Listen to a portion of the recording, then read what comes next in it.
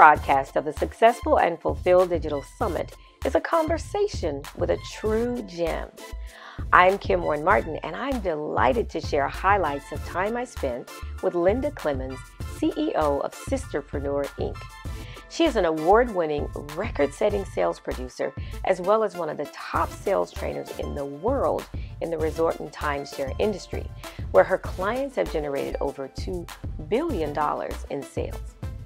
Linda's a body language expert trained and certified in analytic interviewing and statement analysis, which is a process used to detect deception.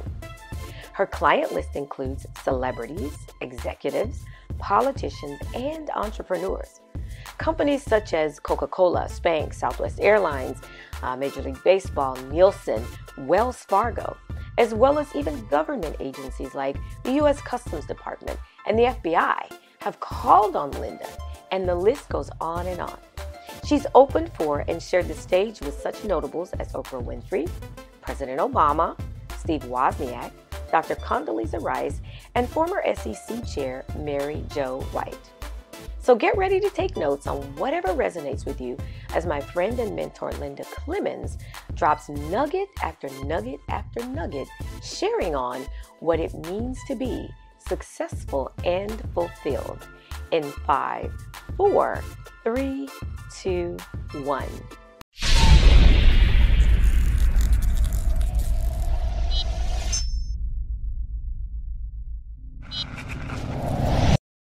Hi, thank you, Kim, for inviting me to be a part of your summit. I'm so excited.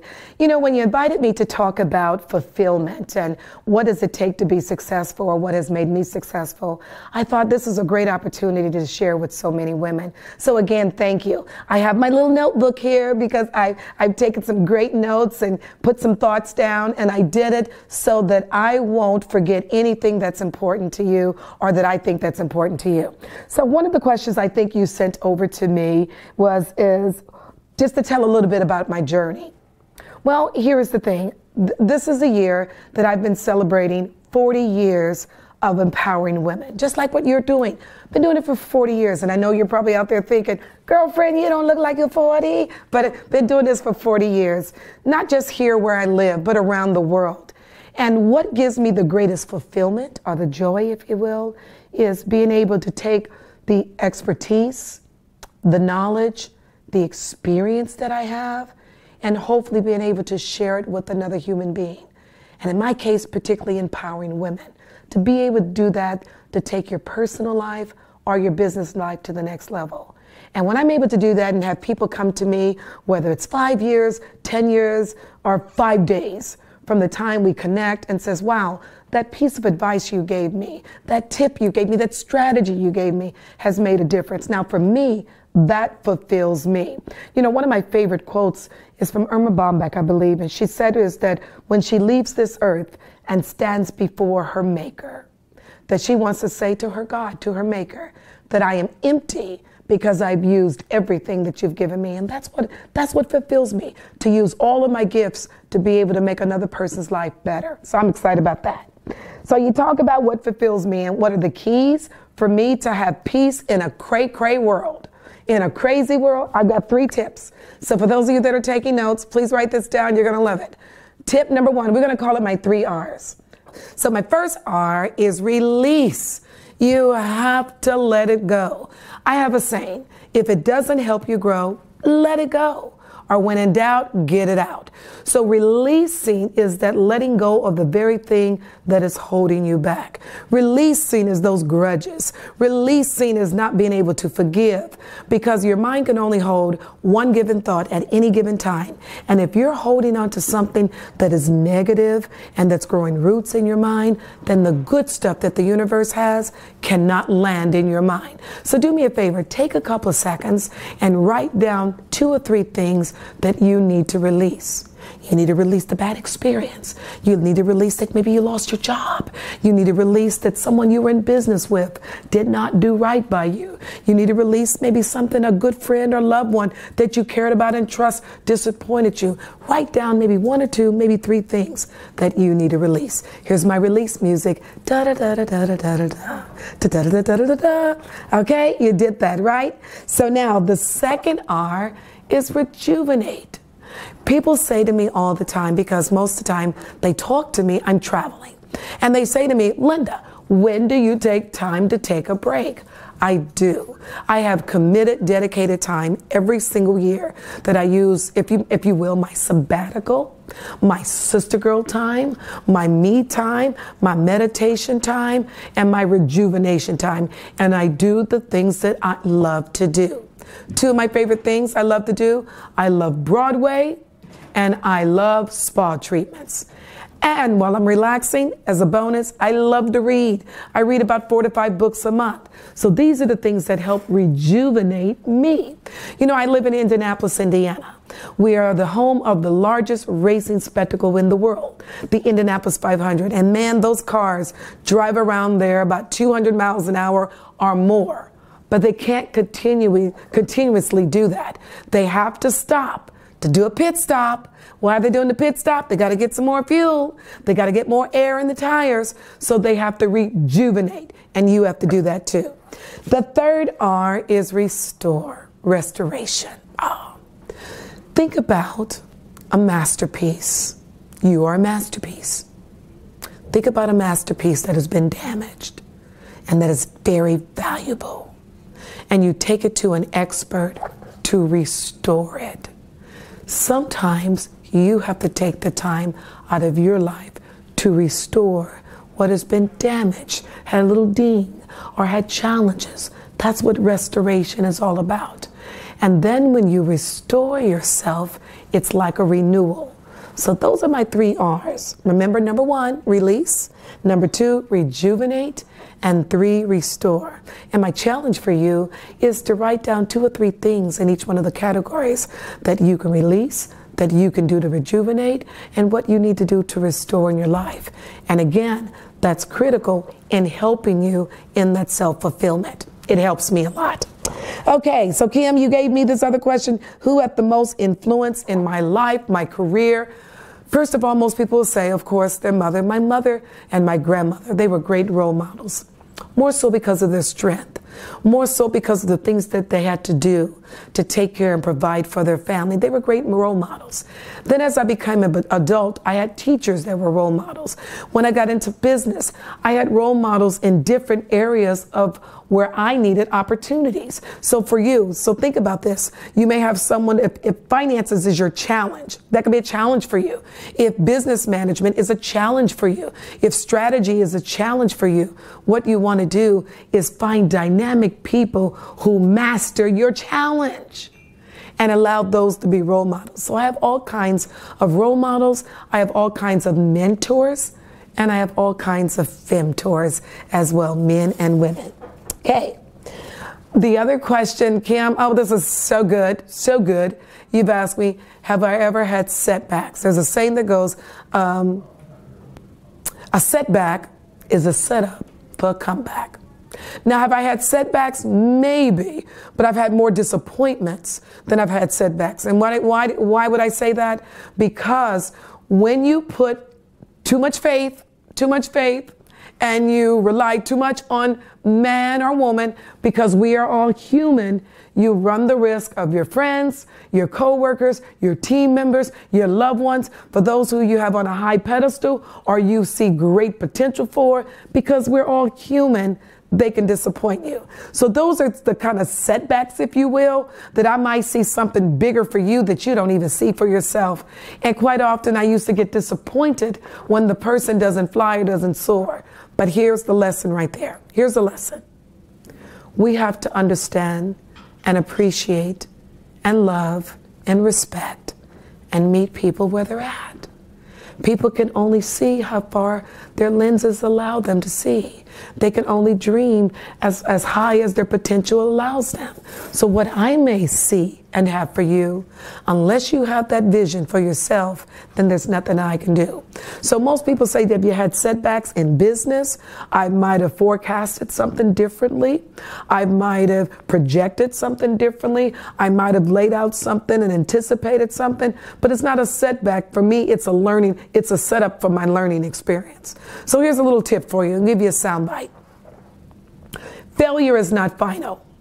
It's simply feedback. That is a tweetable moment. You guys, do me a favor. Tweet that for me. Hashtag that, whatever it is. Failure is not final. It's feedback. Imagine if Edison would have stopped when he didn't get the light the third try. I may not be videotaping because I may be doing this in the dark. And you probably have to still be doing it by candles. So always remember that. What did I learn from this feedback? Okay, that's so good, honey. I'm going to take my own advice. I love it. All right. So, and the last thing that Kim, that you asked me, oh, Kim, these questions are so good. The last one is that what additional tips or strategies that I can give to help you not only become fulfilled in your life and become successful in your life. So here's what I have. I love doing by letters. Remember, I gave you the 3 R's. So I'm going to give you my 4 F's. Okay, write them down, my 4 F's. One of the things that I have a laser focus when I have a goal, a vision, a dream, and a purpose. And when I say a laser focus, it's like an eagle. You notice eagles do not hang around with little sparrows. Eagles don't hang around with little chickens. They don't have meetings with them. They don't say, look, little chicken, whatever you feel, whatever you do, you can believe and soar, because it's not in them to do that. Eagles only hang around eagles. They know how to go against adversity. They know how to flow with it, and they know how to rise high, and they know when to release. So you've got to have that kind of focus like an eagle. Their eye focus is so keen that they can see their prey well over 2 miles out, and they can stand steady until that prey comes up out of that hole. Now, other people may say, oh my gosh, it's taking too long. I want to eat. I want to eat. The chickens may be saying, no, no, no. The sparrows may say, what's up? But that eagle holds steady.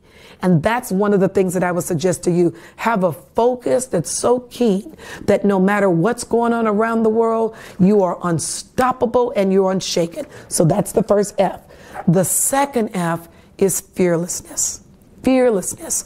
And you could do a little slash, fearlessness / courage. I believe is one of the greatest virtues, having that courage. When you know that you know, and that your creator put that purpose, that talent, that gift in you, and there are 6 billion people in the world, and bam, you got that assignment. You need to have a fearlessness that no matter what, that you're calling, you were called to do something great from a higher purpose. And here's what happens.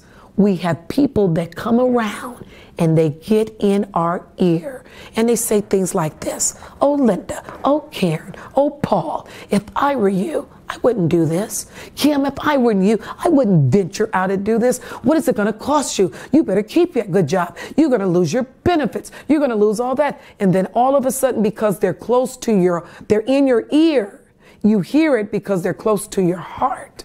And when you have people that are close to your mind and your heart, they can take you off your path of your purpose. So you got to have a fearlessness in you. That's critical. So focus and fearlessness. For me, one of my F's is having faith. I have faith to the fact is, I don't have to see it to believe it. I don't have to see it to believe it. Here's a hashtag moment right here. When you believe it, girlfriend, boyfriend, if you're out there listening, you will see it. Because just the mere state and the power and the faith in your mind, just having it when you see it, because here's the deal. The subconscious mind doesn't know the difference between falsehood and reality. And if you can see it in your mind, oh my gosh, you can have it in your hand. So you got to have the faith that I see it right here. I created it right here. Look around your room, the room that you're in. Look around the office that you're in. Look around the building that you're in. Go around, just look around and says, you know what? Before this masterpiece was created, before this huge building was created, before the Taj Mahal was created, someone saw it here. and have the faith that they can unlock the treasure from the mind and bring it to the world. That's the kind of faith that I want you to have. And last, you can have focus, you can be fearlessness, and you can have faith. But baby, here's the fuel that gets it. You must have the fire. And it's that fire, it's the fuel for your passion, it's the fuel for your purpose, it's the desire that burns deep within you. Let me tell you, back in my day, when I used to hire salespeople to train them and to sell all over the world, if they told me, I said, tell me the thing that describes you.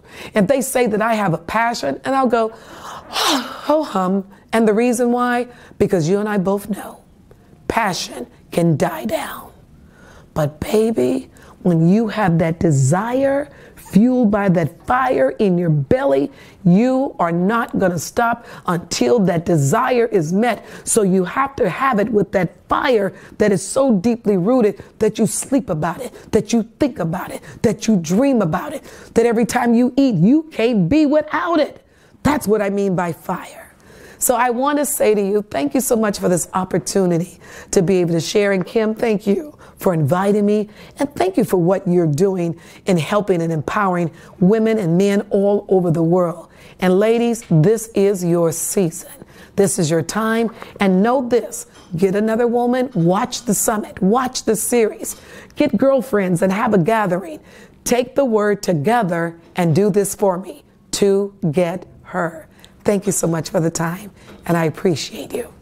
Hi, I'm Kim Warren Martin, and I'm the founder of Successful and Fulfilled, where our mission is to help women to embrace the courage I know you already have to step out of your comfort zone and live life the way you want to live, not just the way you're expected to live. It's not about leaving your job, your family, or school, or any of that.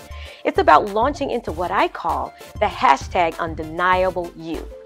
So if you want to be a part of a mastermind and enjoy the type of training and support you're receiving now, where experts talk about components of self-mastery, business principles, and wealth building, if you're looking to make sure you're connected to a resource that is all about supporting you to live a successful and fulfilled lifestyle, come on over to www.successfulandfulfilledinterview.com now. I want to meet with you to make sure it's a good fit. If you want to be a part of this movement of individuals dedicated to not only the emotional state of happiness, but also the soulful state of fulfillment, I invite you to a private conversation to make sure you learn more about us and we learn more about you. Come on over to www.successfulandfulfilledinterview.com now. It is a great way for me to learn more about what you want to be successful, about what you need to be fulfilled, and what's most important to you in your life. This is a highly customized membership, so we are very selective. And so I want to meet with you to be sure it's a good fit for both of us. If you're ready to share your talents, your skills, your treasure, your expertise so someone else can live a successful and fulfilled life, this is the place to be. Maybe you want to share your story, or maybe you're called to serve others. If you want to collaborate, network, and connect with a group of women who have this one guiding belief: you don't have to sacrifice your success for fulfillment, nor do you have to sacrifice your fulfillment for success. You can #have it all, as long as you're the one who defines what it all is. So I invite you to come over to www.successfulandfulfilledinterview.com. Make sure you register and I'll see you there. Now you may be wondering, why do I care? Why do I do what I do? Well, my big why is to help women all over the world live life the way they want to live, the way they're called to live, the way they're created to live, the way they're purposed to live, and the way they're destined to live, not just the way they're expected to live. George Washington Carver said, "No individual has any right to come into the world and go out of it without leaving distinct and legitimate reasons for having passed through it." Growing up, I was absolutely convinced that singing and dancing on Broadway and being in movies in Hollywood were my distinct and legitimate reasons for being here. I could already see my name in lights and experiencing the costume changes, etc., etc. I even planned to go to performing arts school for college, but was waiting on the perfect time to announce it to my parents. Now, when I was a senior in high school, my parents invited me into the living room one night because they had an announcement of their own.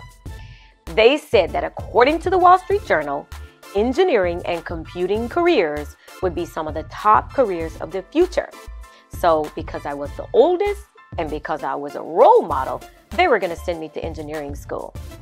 Now, all I could think of, my 18-year-old self was just like, how am I going to get an Oscar at engineering school? Literally, I felt like my entire life rested on that moment. Now, no amount of respectful rejecting could change their mind. So I went to school. I went to engineering school, and 2 years and 8 months later, I came out with a Bachelor of Science degree. Yes, I did, in a short time. And what I thought I had was my freedom. I thought that paper gave me my freedom and would please my parents. But I got a job, a real job. The money got good. I got promoted. The perks were awesome. I did well. And I was a wonderful role model. And my sisters followed closely in my footsteps. So there I was, a very artsy, analytical person in a scientific, technical world. And someone realized that about me and called me up one night and invited me to run the Women's Initiative for this multinational corporation. So my role was to help women get to the top on the technical side and on the business side. So I thought about it a couple of days and I said yes. And I did that globally. And I was literally told I changed the face of the corporation.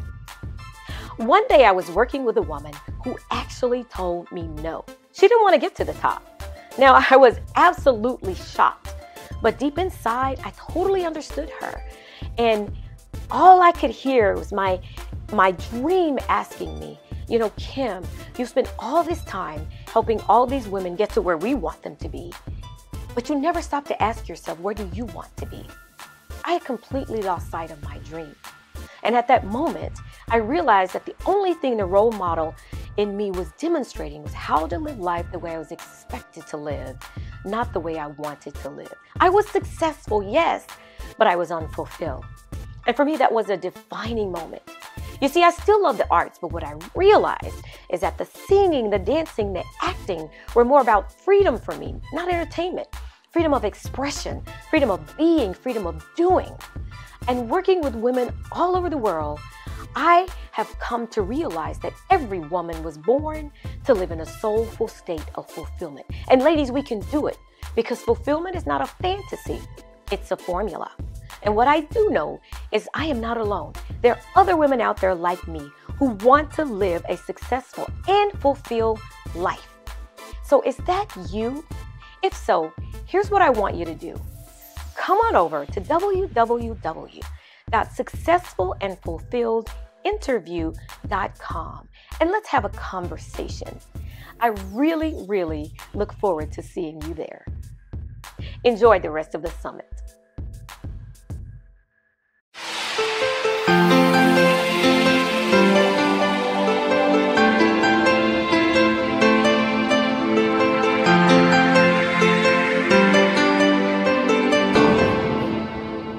Welcome to this broadcast of the Successful and Fulfilled Digital Summit.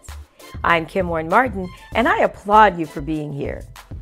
Will Smith said, if you stay ready, you don't have to get ready. Well, today's trainer, Toni Moore, CEO of Legally Chic Services, LLC, has a similar saying when it comes to business and the legal side of operating things. She says, if you didn't start right, you must get right. From business formation to audit-proofing your business to protecting your brand, put your seatbelts on and get ready to learn from a 20-plus year attorney, Toni Moore, as she trains on, if you didn't start right, you must get right. In 5, 4, 3, 2, 1.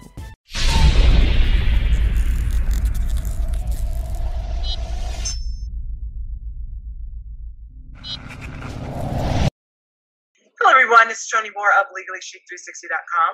So excited to be here at the Successful and Fulfilled Summit. I just wanted to come in, just have a conversation with regards to 5 things you need to do to either start right or get your business right, okay?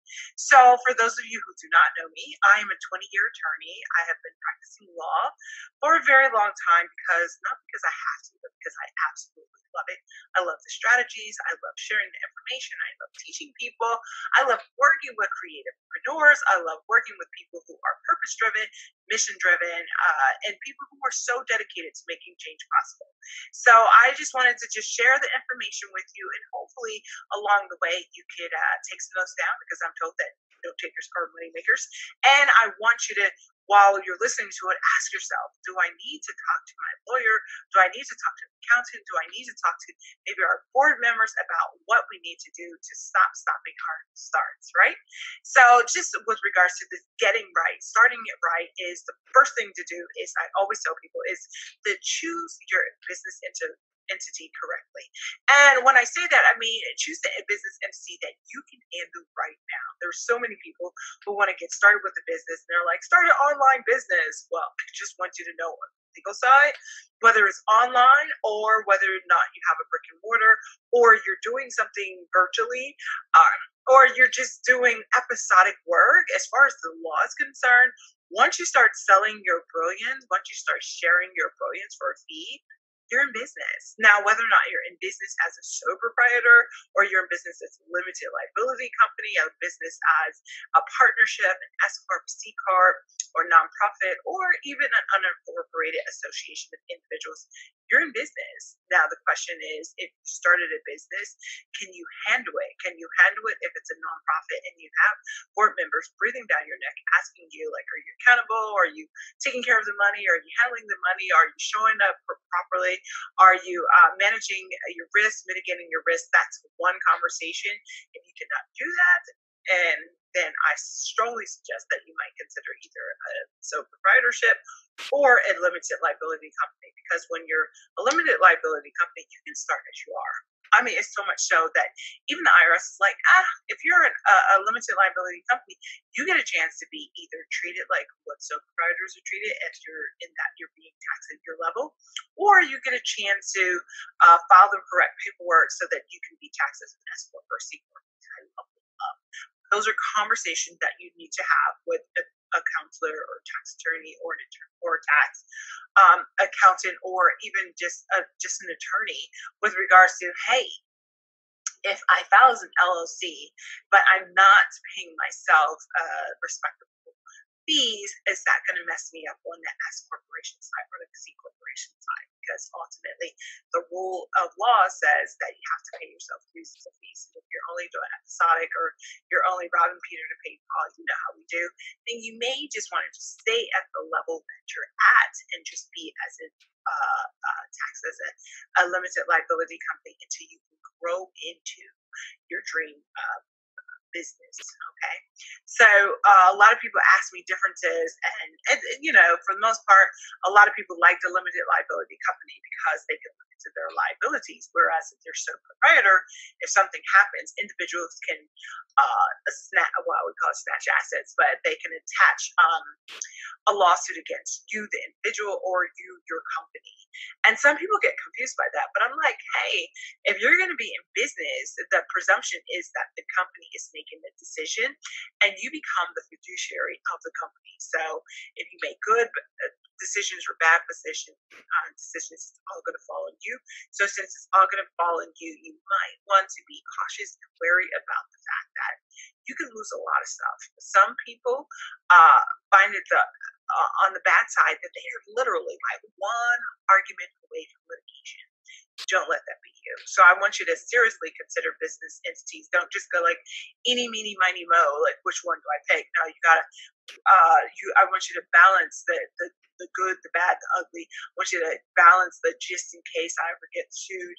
Is it better to get sued as a limited liability company? Yes. Or is it better to get sued as a sole proprietor, which you don't want to do, because like I said, sole proprietors, they get hit with the personal side and they also get hit on the business side. Okay, so every conversation is different, but let me just tell you something.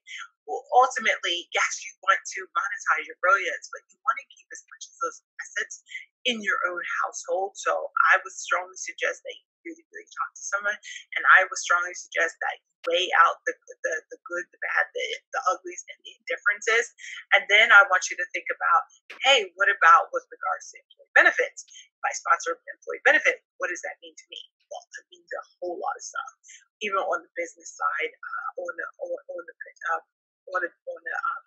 on the individual side as well, you can say to yourself, the companypreneur, hey, I want to give myself more salary, or hey, in lieu of salary, I want to give myself employee benefits. And certain employee benefits will only work for C Corp or LLC, being taxed as a C Corp, and then also as an S Corp. So I really want you to consider, like, it's not just about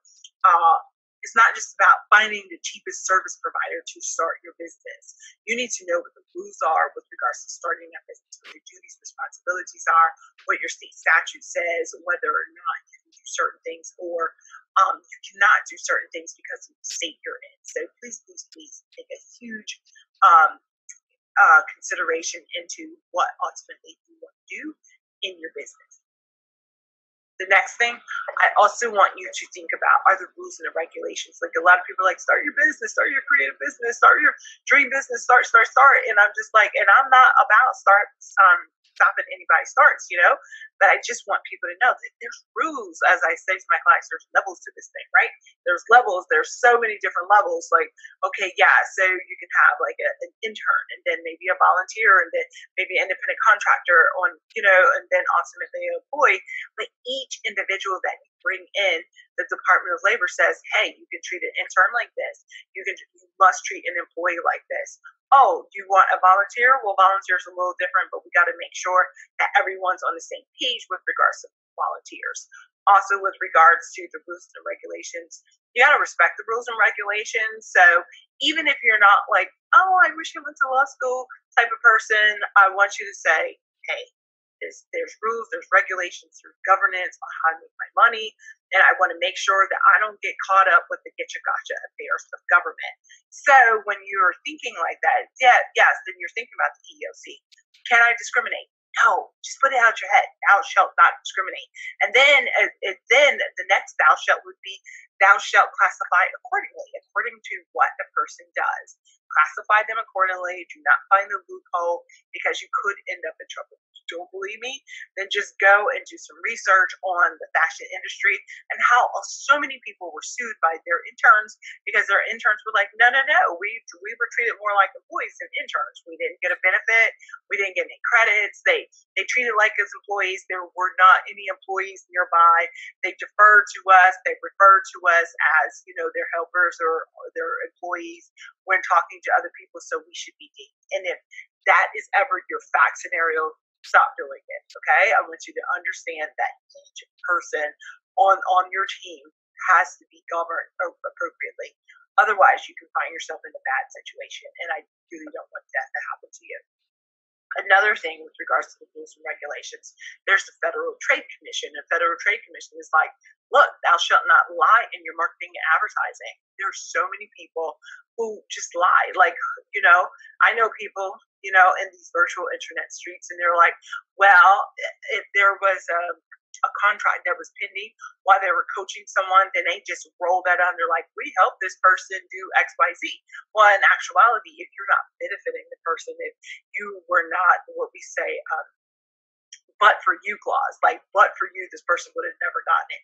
And we already knew if a contract is already on the table and there are no more negotiations, it's just a matter of timing and waiting, then you probably don't want to credit yourself as the but for coach. But for me helping this person, they would have never gotten a $500,000 contract. So you have to be mindful of that. You also have to be mindful when you have like an interest in a business that you refer. So, I do a lot of estates and probates in Pennsylvania, New Jersey area, right? And I have a client, and she is a wholesaler. So she wants to always bless me, like, oh, let me bless you. And I'm like, no, because me as an attorney, there's just certain things that we cannot do. And one is that we cannot be in business with our clients. And two, I cannot make it seem like I'm just referring out a solution. So because I have a pecuniary interest. Well, even you, if you're a blogger, if you're a fashion blogger, if you have an affiliate link and you're like, oh, I'm helping people like with a makeover, or I'm helping people with a coaching program, or I'm helping them in school and they're going to give me a pro rata share, you have to disclose that information. Definitely have to disclose it, because if it's ever found that you have a pecuniary interest, then they'll start just questioning your judgment. and you don't want that to happen. Be like, oh, they got $50, so that's why they referred this coach, or oh, they got $75, and that's why they want me to use this, I don't know, Logitech camera, or and you don't ever want your goods to be evilly spoken of, so you might want to disclose that. Disclosure is the key to a lot of things. There's a lot of people who do a lot of stuff in secret, and then when other people find out about it, they just automatically assume that's just what we do. Is that when there is no explanation, then we assume the worst. So you don't want that to happen. Instead, I want you to just consider that, hey, you might want to stay at arm's length transaction. Hey, you might want to apprise people, oh, I do have an affiliate interest, has no bearing on my judgment, but I just wanted you to know that. That's good business. That's good information, because full disclosure is like key. There's a lot of people who mess up in governance side, especially with regards to risk management, because they failed to disclose. Don't let that be you, okay? I mentioned the EEOC because there are certain businesses that would say, oh, we need men or we need women.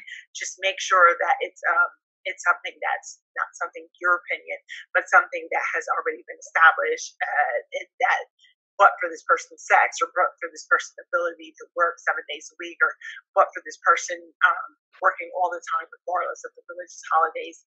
You just definitely need to document this information, because when you document the information, then it at least shows that you considered it, you try to attempt to make reasonable accommodations, and if it doesn't work thereafter, then there's nothing that you can do about it, right? Another thing with regards to the rules and regulations, there's the Federal Trade Commission. The Federal Trade Commission is like, look, thou shalt not lie in your marketing and advertising. There's so many people who just lie. Like, I know people, in these virtual internet streets, and they're like, well, if there was a contract that was pending while they were coaching someone, then they just roll that on. They're like, we help this person do XYZ. Well, in actuality, if you're not benefiting the person, if you were not what we say, but for you clause, like but for you, this person would have never gotten it. And we already know if a contract is already on the table and there are no more negotiations, it's just a matter of timing and waiting, then you probably don't want to credit yourself as the but for coach.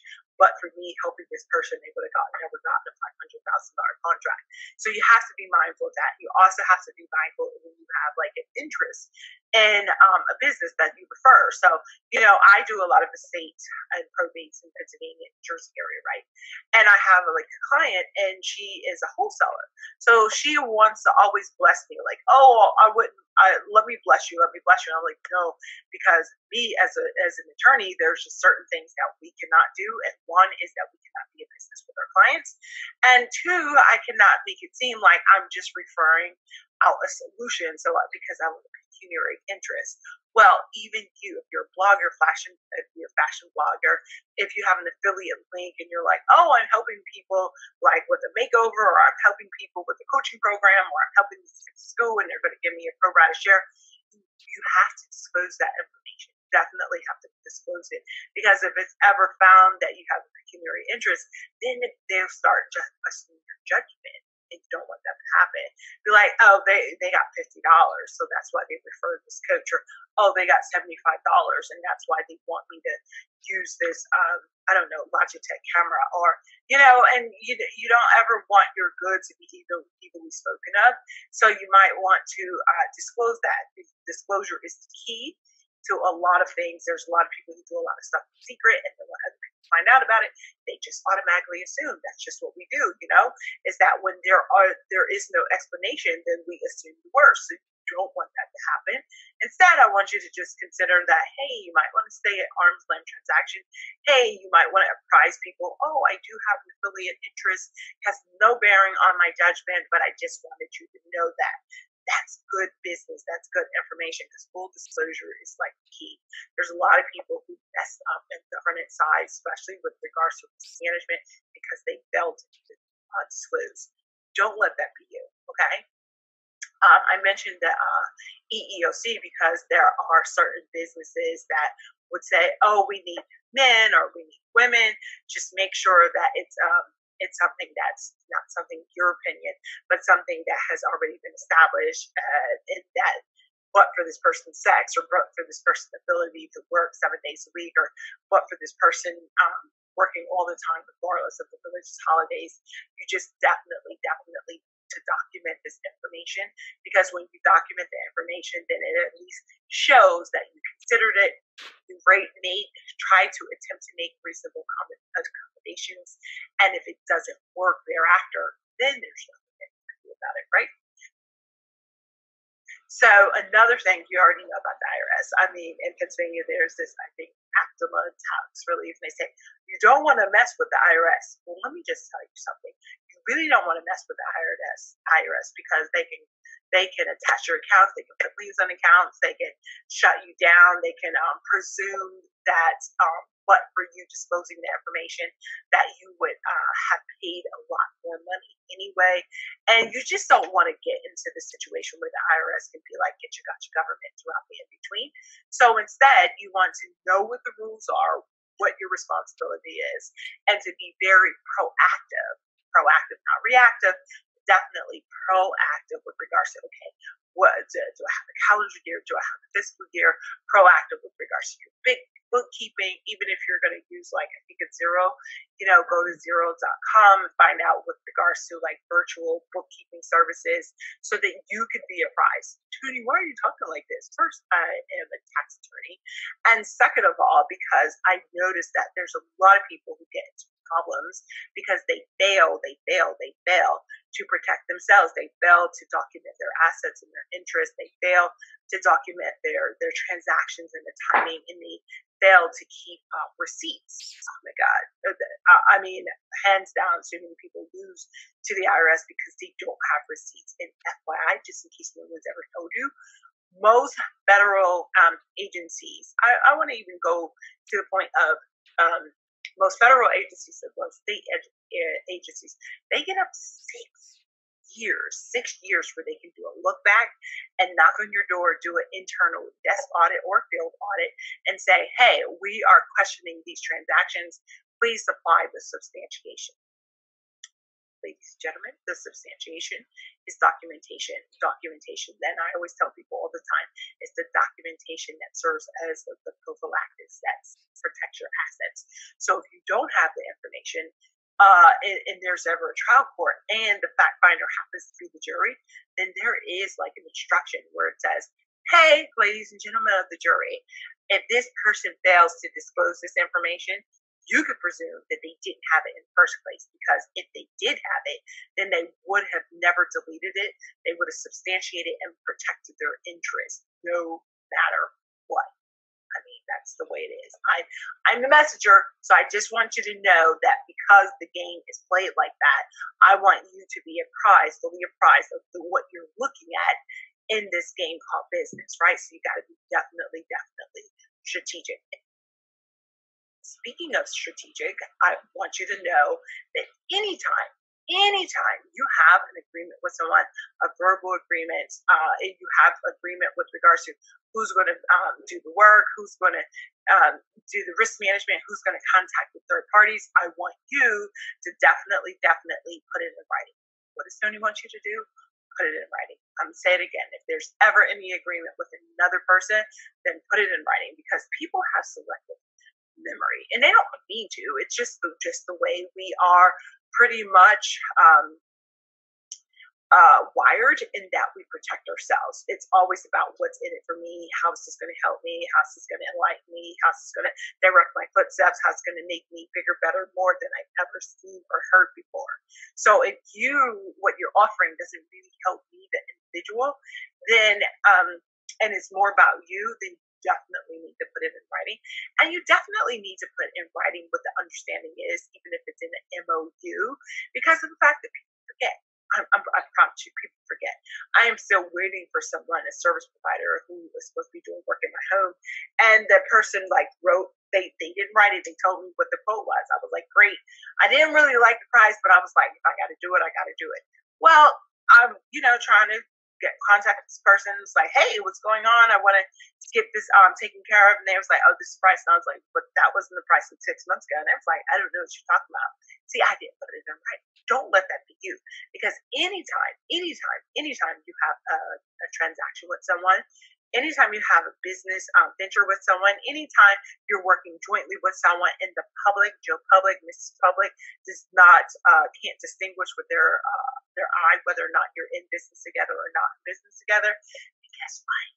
There's something called joint and severable liability, meaning that anytime two or one are gathered together to make money, to help other people, to show up greatly, then it's not unheard of for the government to think that you are in partnership, even if it's an unofficial partnership. A partnership is a partnership and a partnership. And because of the partnership, if something should happen, you guessed it, they will go after you and your partner and or partners. So in order to what we call mitigate your damages, then you need to spell out, hey, this is what I'm going to do. This is what I'm not going to do. Hey, this is the promise. This is the price. This is the time period. This is the jurisdiction that will govern. See, I put all of this in my Handle Your Business guidebook. So you don't have to write all this stuff down. I want you to sit back and I want you to listen, and then maybe get the power of the replay. And then I want you to listen again, because there are certain agreements that you definitely should put in writing. Anything that is going to take more than a year, you should definitely put it in writing. Anytime there is a real estate interest at stake, you should definitely put it in writing. Anytime, this is anything, but anytime you're expecting someone to pay for a coaching program and you don't want them to transfer your interest or play around with the terms of use, you guessed it, put it in writing. Because when you're not putting it in writing, you give room for other people to assume, oh, I thought you meant this. Oh, I thought that you didn't mind if I paid you at a certain time period. Oh, I didn't know that I couldn't use your product and turn around and cut and paste it and use it in my coaching program. Just wanted to see if you're still awake. But anyway, people will play. And because we already know that people will play, we're grown enough to be at the at the summit. So I want you to know that you really have to be mindful of the fact that people will probably, not everybody, but there's someone who's going to forget that they owe you money. There's going to be someone who didn't like what you did 6 years ago, even though they love what you did like at that time period. So because people tend to change their mind, you want to protect yourself with regards to the agreements. Trust me. I've worked joint ventures with people and they didn't want to get so formal. Then when there was a problem, I wanted to have a conversation as an attorney. But then I remembered we didn't put anything in writing. Then it becomes a he said, she said contest. And that's not what we want to do. We live fantasy lives. We want to be blessed and highly favored. Obviously, we don't want to be forgotten. So this is what I want you to do, is to understand and appreciate that you need to put it in writing. Because when you put it in writing, then guess what? You can write it down. You can have a negotiation. You can get everyone to sign and understand. Some people even go as far as even have a notary, so that they be like, no, this was your signature on this particular day, and this is what you're going to be held to. That's really up to you with regards to the preference. Me personally, if you can just put it in writing, even if they don't want to get formal, then I want you to reiterate by way of an email that says, hey, pursuant to our conversation, this is what I'm going to do.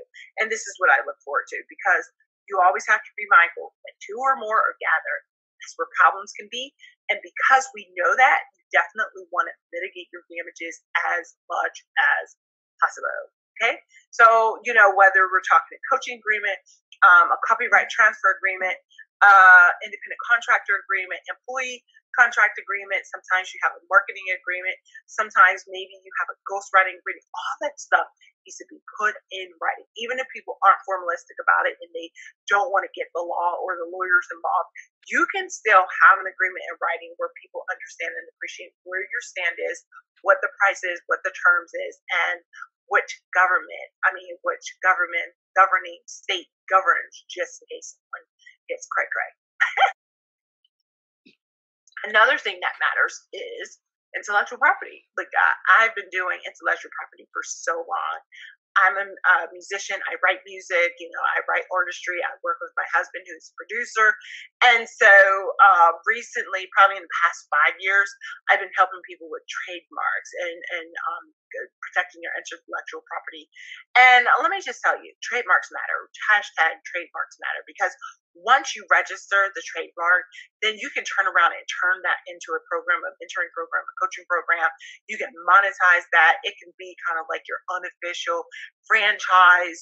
But even if you're going to take it to that level in monetizing your trademark, then I want you to be mindful. We already talked about the need for an agreement, but there is a need to register. Because here's the thing: if you have a common law interest in a particular trademark, but it's not registered at the USPTO.gov, preferably through an attorney, so we can talk to you about some things, then here's the thing is that it could be problematic. I see people all the time. They're like, oh, you can use my trademark, but it's not registered. So here's the thing. You're allowing people to use it. Yeah, guess what? They can, if you guys have a breakdown in communication, if you no longer want to work with one another, the joint venture didn't work, then you can't stop them from using it. Yeah, that's the crazy part. Now, if you put it in agreement and everybody presumes that it's your trademark, then yeah, you can do it. But when there is nothing, there's no agreement, there's nothing at all, you can't stop someone. Someone told me that, they register something and then they knocked on other people's doors and said, stop it, cease and desist or whatever. Now, some people would stop and cease and desist because of the fact that they had a friendship, a relationship. That's not how the rule works. You can stop someone once you register. So if you're not registering, if you're not handling your business, if you're not protecting your assets, then guess what? They have just as much right as you do. I want you to know that possession is 9/10 of the law. I learned that the hard way when I did family law for 10 years, but possession is 9/10 of the law. So if you possess it, then you get respected. Well, guess what? In intellectual property rules, it's the person who files. And I've seen the most generic of generic brands, like Fierce. I had a client, they wanted to use Fierce in the name. They were all over it. But mind you, if you go to the USPTO.gov, there's so many people who use it. So that's just way too generic. Well, your best bet is to get something that's fanciful. I say make some ish up, just make it up. Like come up with something that is so arbitrary and capricious that but for your branding and but for people liking you, knowing you and trusting you, they would have never put two and two together. Like you don't even though the law doesn't require for you to be that, outlandish. It's good to be outlandish. It's good to be an outlier when it comes to brilliancy. It's good to be different and distinctive, because when you're different and distinctive, and then when you start using it, then people will respect it. Like, oh, that's such and such. Like Legally Chic, that's one of my brands. So Legally Chic brand is something I definitely use, and so it's definitely something that I get a chance to. I've registered it. So if an attorney starts saying Legally Chic or even like LegalZoom, we can be like, no, don't play. This is what we do. Now you pick your lane, you pick your name, and then you register the domain. I just made that up. It was so cool. But I just want you to pick your lane, pick your name, register the domain. Just do not violate someone else's interest in trademarks throughout the in-between. And once again, we already know that the same as possession is 9/10 of the law when it comes to custody, when it comes to who owns what. When I want you to know that registration, if it's not registered, it doesn't have to get respected. And there's 45 different classes, and I can go on and on about the different trademarks, but that's just a bit too much for the summit. I don't want to chase you away from the law. I just want you to embrace the law, because there's so many rules and regulations that's governing the business that I just want you to respect it. I want you to be able to spot the issues, and I want you to be able to appreciate that, certain things with regards to intellectual property are distinctive and different than like business entities, which is distinctive and distinctive and different as far as like the rules and regulators, and also with regards to like torts. Now, I don't know about you, but when I have some agreements, I tell people, we have a non-disclosure, do not use my information, do not use my name, don't try to defame me, don't try to slander me because you're upset. Sometimes people will be so frustrated that they will They will limit your elevation. They get so frustrated. Well, you didn't do this, or you didn't help me walk in water, or I thought when you helped me brand that I was going to be able to make 6 figures as just like promised me. Those type of things. That's why you have to have disclaimers. But then you also have to have something like where you say to your clients, hey, I'm going to work with you, but I don't want you to try to defame me. I don't want you to try to put my name out there. When you have an argument, I want us to be able to have a conversation. Once we have a conversation, there can be a determination. If you don't like after the determination, then you get a chance to maybe go to litigation, and even with regards to litigation, it's going to be litigation, it's going to be mediation, it's going to be arbitration. But those are conversations that you must have, before you do the work. I'm telling you right now.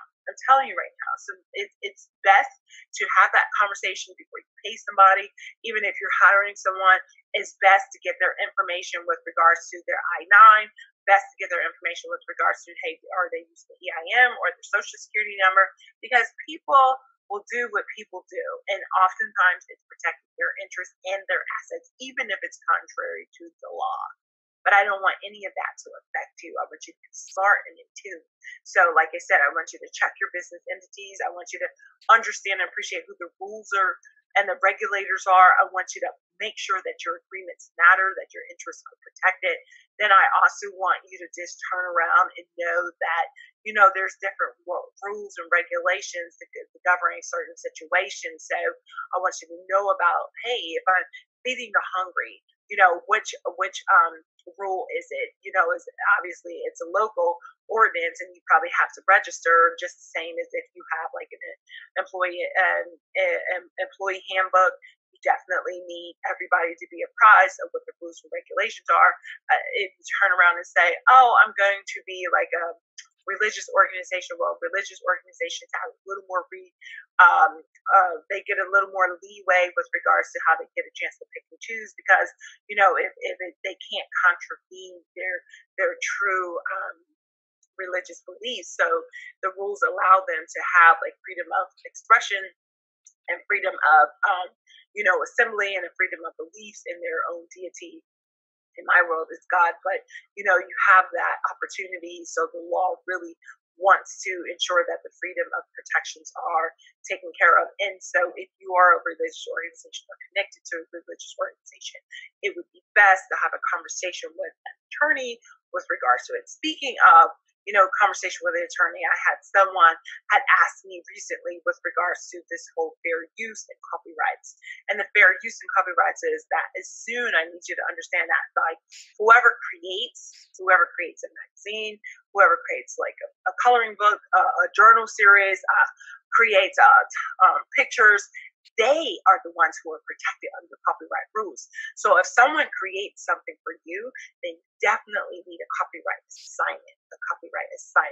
That way that they will have to assign it back. And the best time to get them to sign a copyright assignment, you guessed it, is before they get paid. Actually, at the time of engagement, that is the best time for you to say, "Oh, by the way, I'm paying you money. This is a work for hire. I want all of my copyrights. Oh, by the way, I don't want you to use my name or anything else. I don't want you to use my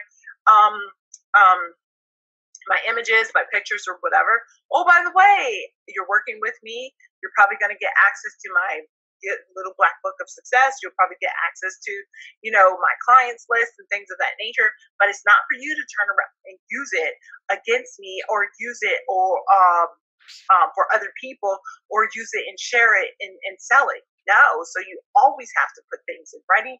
There has to be an understanding. The best time to get your information back to you with regards to retention of copyright is, you guessed it, right before they get paid, right? People will mostly sign a lot of things so that they can get paid. And because we know this, we always say at the point of engagement, someone's going to do some execution. We're going to have a conversation. We're going to have an agreement. and we're going to handle our business, right? As Cheryl would like to say, playtime is over, and it's over with regards to playing small. It's over with regards to playing cheap. It's over with regards to playing as though we don't understand that there's rules and regulations that are governing our assets. No, we have to start our businesses right. And if we didn't start the first time the right way, then we have to get ourselves right. And these are just certain things. I, of course, can go on and on. If you have any questions, then you can definitely text Tony to 408-913-6963. Again, you can text Tony, that's Toni, to 408-913-6963. I love talking about law. I love helping people be strategic with regards to the rules and the regulations, because ultimately, I think that this is your business, this is your passion, this is your mission-driven stake. This is something that you're going to invest your time in, your wisdom, and your understanding. You're going to consolidate all of your experiences, and then you're going to roll it up into something that's awesome, a brilliant business. And so why not protect yourself? Because this is you. This is the best that you got. This is you leaving your mark and your print onto the world. So why lose it because someone wanted to defame you? Or why lose it because someone did not want to put information in writing? Or why lose it because of the fact that you didn't understand the rules and regulations with regards to marketing and disclosure and things of that nature? You have a genius, you have an area that you love. I just so happen to love helping people know the rules and regulations, understand what the statutes say, understand what administration we're in, understand what the term of art is, understand and appreciate what the documents that you need, and also the rules affecting like statute of limitations with regards to contracts. Every state has a different one. Statute of limitations with regards to what we call torts, and that's slander and defamation and libel. Those are the torts or interference of contracts. Those are all torts that there is a remedy if someone is intruding and messing with you or defecating on your destiny, which is awful. So if you need any help, any questions, or you want to get more information, I definitely suggest that you text Toni, that's Toni, to 408-913-6963. Again, thank you so much for allowing me to be at the Successful and Fulfilled Summit, and we will talk real soon. Bye for now. Hi, I'm Kim Warren Martin, and I'm the founder of Successful and Fulfilled, where our mission is to help women to embrace the courage I know you already have to step out of your comfort zone and live life the way you want to live, not just the way you're expected to live. It's not about leaving your job, your family, or school, or any of that. It's about launching into what I call the #undeniable_you. So if you want to be a part of a mastermind and enjoy the type of training and support you're receiving now, where experts talk about components of self-mastery, business principles, and wealth building, if you're looking to make sure you're connected to a resource that is all about supporting you to live a successful and fulfilled lifestyle, come on over to www.successfulandfulfilledinterview.com now. I want to meet with you to make sure it's a good fit. If you want to be a part of this movement of individuals dedicated to not only the emotional state of happiness, but also the soulful state of fulfillment, I invite you to a private conversation to make sure you learn more about us and we learn more about you. Come on over to www.successfulandfulfilledinterview.com now. It is a great way for me to learn more about what you want to be successful, about what you need to be fulfilled, and what's most important to you in your life. This is a highly customized membership, so we are very selective. And so I want to meet with you to be sure it's a good fit for both of us. If you're ready to share your talents, your skills, your treasure, your expertise so someone else can live a successful and fulfilled life, this is the place to be. Maybe you want to share your story, or maybe you're called to serve others.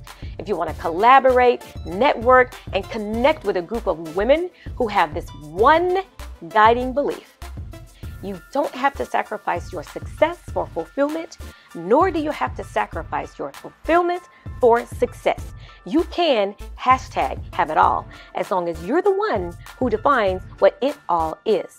So I invite you to come over to www.successfulandfulfilledinterview.com. Make sure you register and I'll see you there. Now you may be wondering, why do I care? Why do I do what I do? Well, my big why is to help women all over the world live life the way they want to live, the way they're called to live, the way they're created to live, the way they're purposed to live, and the way they're destined to live, not just the way they're expected to live. George Washington Carver said, "No individual has any right to come into the world and go out of it without leaving distinct and legitimate reasons for having passed through it." Growing up, I was absolutely convinced that singing and dancing on Broadway and being in movies in Hollywood were my distinct and legitimate reasons for being here. I could already see my name in lights and experiencing the costume changes, etc., etc. I even planned to go to performing arts school for college, but was waiting on the perfect time to announce it to my parents. Now, when I was a senior in high school, my parents invited me into the living room one night because they had an announcement of their own. They said that according to the Wall Street Journal, engineering and computing careers would be some of the top careers of the future. So because I was the oldest and because I was a role model, they were going to send me to engineering school. Now, all I could think of, my 18-year-old self was just like, how am I going to get an Oscar at engineering school? Literally, I felt like my entire life rested on that moment.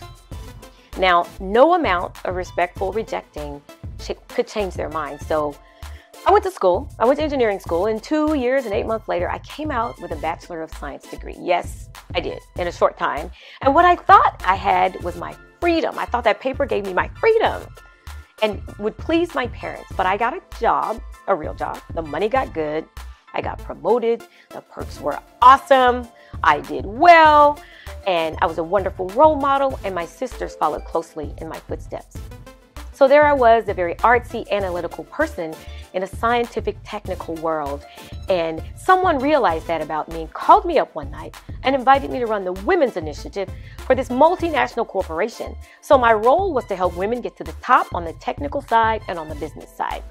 So I thought about it a couple of days and I said yes. And I did that globally. And I was literally told I changed the face of the corporation. One day I was working with a woman who actually told me no. She didn't want to get to the top. Now, I was absolutely shocked, but deep inside, I totally understood her. And all I could hear was my dream asking me, you know, Kim, you spent all this time helping all these women get to where we want them to be, but you never stop to ask yourself, where do you want to be? I had completely lost sight of my dream. And at that moment, I realized that the only thing the role model in me was demonstrating was how to live life the way I was expected to live, not the way I wanted to live. I was successful, yes, but I was unfulfilled. And for me, that was a defining moment. You see, I still love the arts, but what I realized is that the singing, the dancing, the acting were more about freedom for me, not entertainment. Freedom of expression, freedom of being, freedom of doing. And working with women all over the world, I have come to realize that every woman was born to live in a soulful state of fulfillment. And ladies, we can do it because fulfillment is not a fantasy, it's a formula. And what I do know is I am not alone. There are other women out there like me who want to live a successful and fulfilled life. So is that you? If so, here's what I want you to do.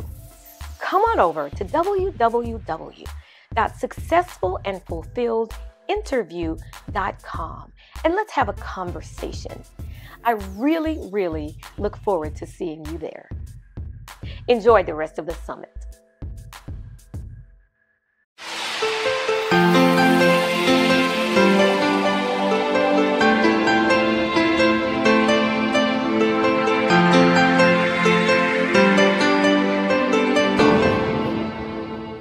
Good day, and welcome to this broadcast of the Successful and Fulfilled Digital Summit.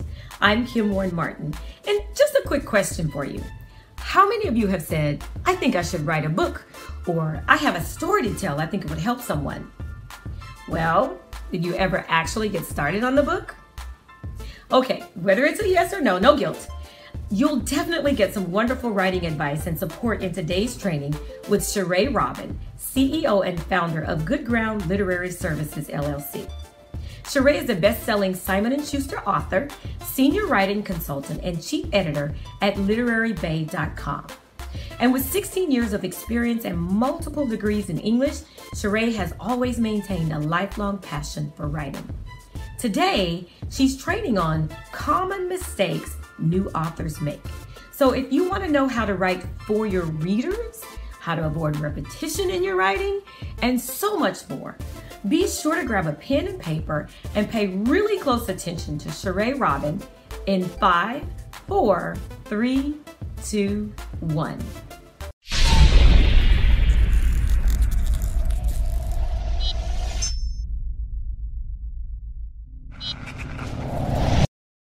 Hey, how's it going? My name is Sheree Robin, Simon & Schuster best-selling author, editor, word nerd, all things literary, and I am so pleased and so excited to be a part of the Successful and Fulfilled Summit. I'm here today to give you guys some really good information, some valuable stuff that's going to take your writing to the next level. All of you have brilliant ideas and want to share your stories and share your messages to impact lives and change the lives of others. This content is for you. This is common mistakes that new authors make. And in my years of experience as an editor, I want to give you some insight and show you how to avoid these common mistakes, how to identify them in your writing, and to avoid making them. So let's jump into common mistakes that new authors make. Again, my name is Sheree Robin, and I have been a writer since I was 8 years old. I have always loved the language, always loved the craft. I have been a professional editor for over 15 years, and I love what I do. My background and my training is in education and English, and as an editor, my desk is inundated with manuscripts from new writers. It is a constant love to be able to work in writing, but also it is a place where I get to see that people are making the same mistakes over and over and over again. So I want to bring those mistakes to your attention. We're going to focus on 3 common mistakes that new authors make today. I'm going to give you guys some information so that you can take it with you, expand your mindset, and stop making these mistakes. I'm going to show you what they are, how to identify them in your own writing, and for you to avoid making them. All right, so let's jump in. I'm going to give you a breakdown of 3 big concepts. Number 1, the first big concept and the issue, the mistake that new writers make is that they assume the reader's role. Assuming the reader's role. So what does that mean? Well, a common difficulty for most inexperienced writers is understanding the difference between writer-based and reader-based writing. What does that mean? Well, writer-based writing is when you are thinking of you. You're thinking of yourself and your story as the writer. Reader-based writing is understanding that your reader has never met you before. They don't know anything about you. They don't know where you're from. They don't know what your experiences are. They don't fully understand anything about the particulars that make you who you are. So when you are writing and you're writing as a writer, you are thinking only about you. When you are writing as a writer and you're writing reader-based, you're thinking of your audience. You're thinking of the people who need to hear the specifics about you. You are considering them as readers. So often a big mistake that new writers make is that they take on that reader's role and write in a way that's clear to them only, but not the reader. You assume that you are the reader, that your story makes sense to you, because why wouldn't it make sense to me? Because this is perfect. It makes perfect sense. You're assuming that the reader thinks like you or understands things like you or has been through what you've been through. You cannot make that assumption. And really what that's called is assumptive writing. And they're based on broad generalizations, overused cliches, and vague telling narratives. It means you miss out on all the meat and all the good stuff because you assume that your reader already gets it. New writers tend to compress events and ideas. They leave out important information because they assume that the reader has a clear idea of who they are and that they know their backstory. I've had clients tell me that this happened over 15 years. And I'm, well, where do the 15 years go? You know, well, I've been in this situation now. I have been in this situation for 20 years.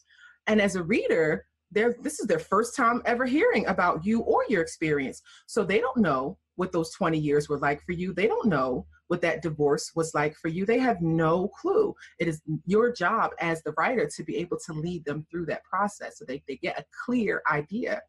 New writers also use conversational tone and cliches to connect with the reader, but do not provide enough personal specifics to establish their own identity. You tend to lean on your own jargon or your own, or not your own cliches, but different cliches in order to just make the connection with your reader, thinking that they'll get it if you say it this kind of way because everybody says it this way. Those are broad generalizations and they don't make the connection that you're really trying to make with your reader. And inexperienced writers tend to provide synoptic overviews, summarized tellings with little to no sensory detail. Synoptic overview means that you sum it up. You just say, well, in 10 years, I did this, that, and the third. You don't show your reader that you did it. You just tell them, you summarize in a certain kind of way. And when you summarize that way, you don't give details. You don't give the sensory specifics, what it felt like, smelled like, all of those things that make a reader gravitate and get comfortable in the writing. You miss all of those important factors when you assume the reader's role and when you are writing assumptively. So here are some things that you can do to avoid assumptive writing. Number one, give up the backstory. Tell us the details. Do not assume your reader knows where you're from, what your experiences are. If you have not told them, how are they going to know that this is what you endured or survived or went through?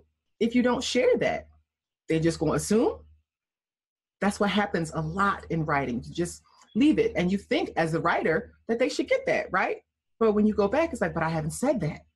I didn't tell them that that's what I did. I didn't say that after I went through that heartbreak, I laid and wept on the floor and I cried and I didn't say what happened.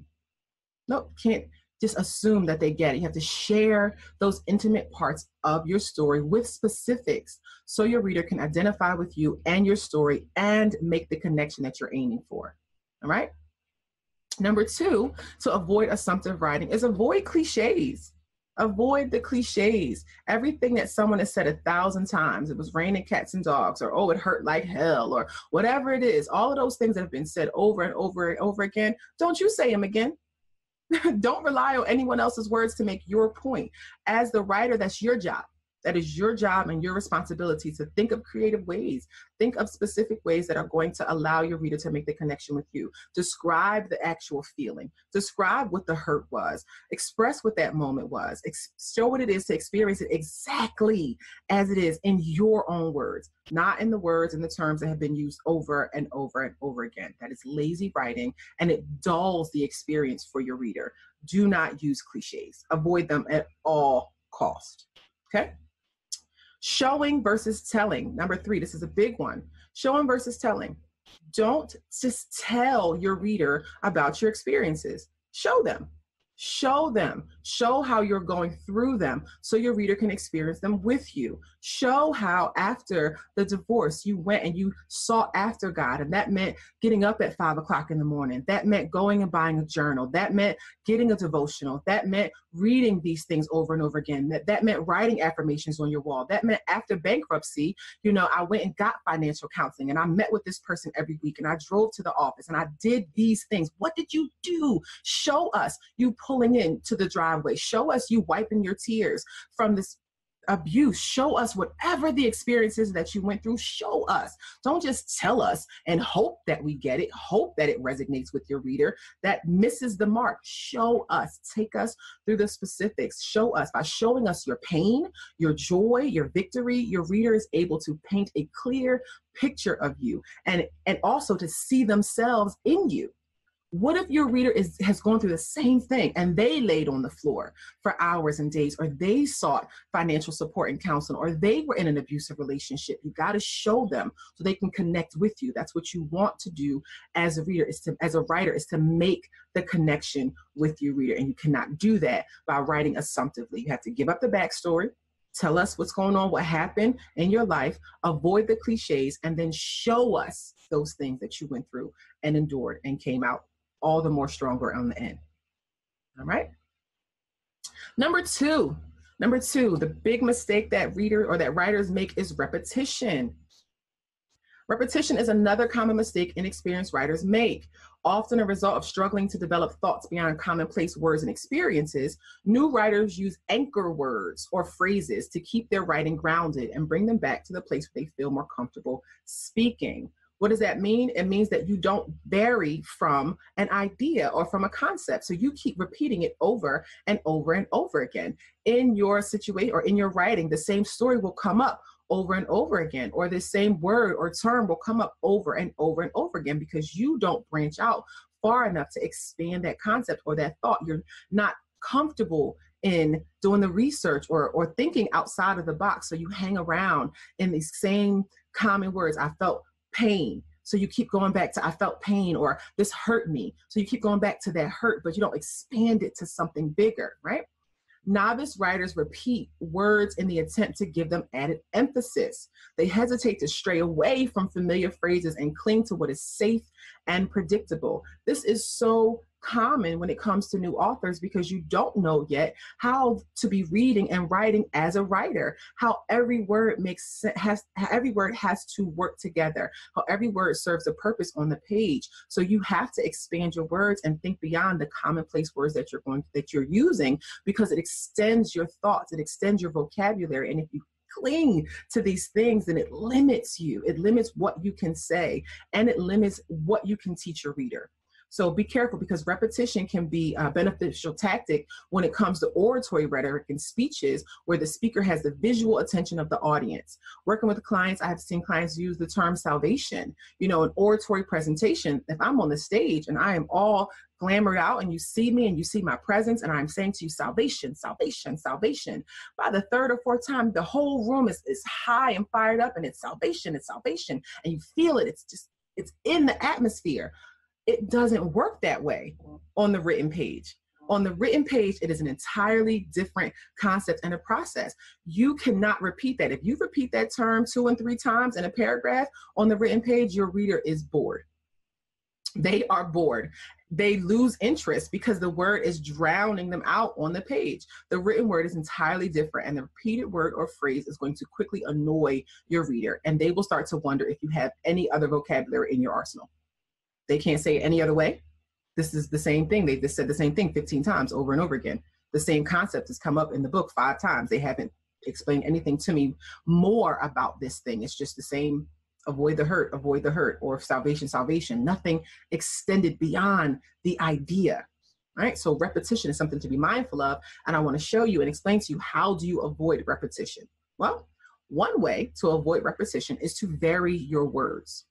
That means to extend your vocabulary.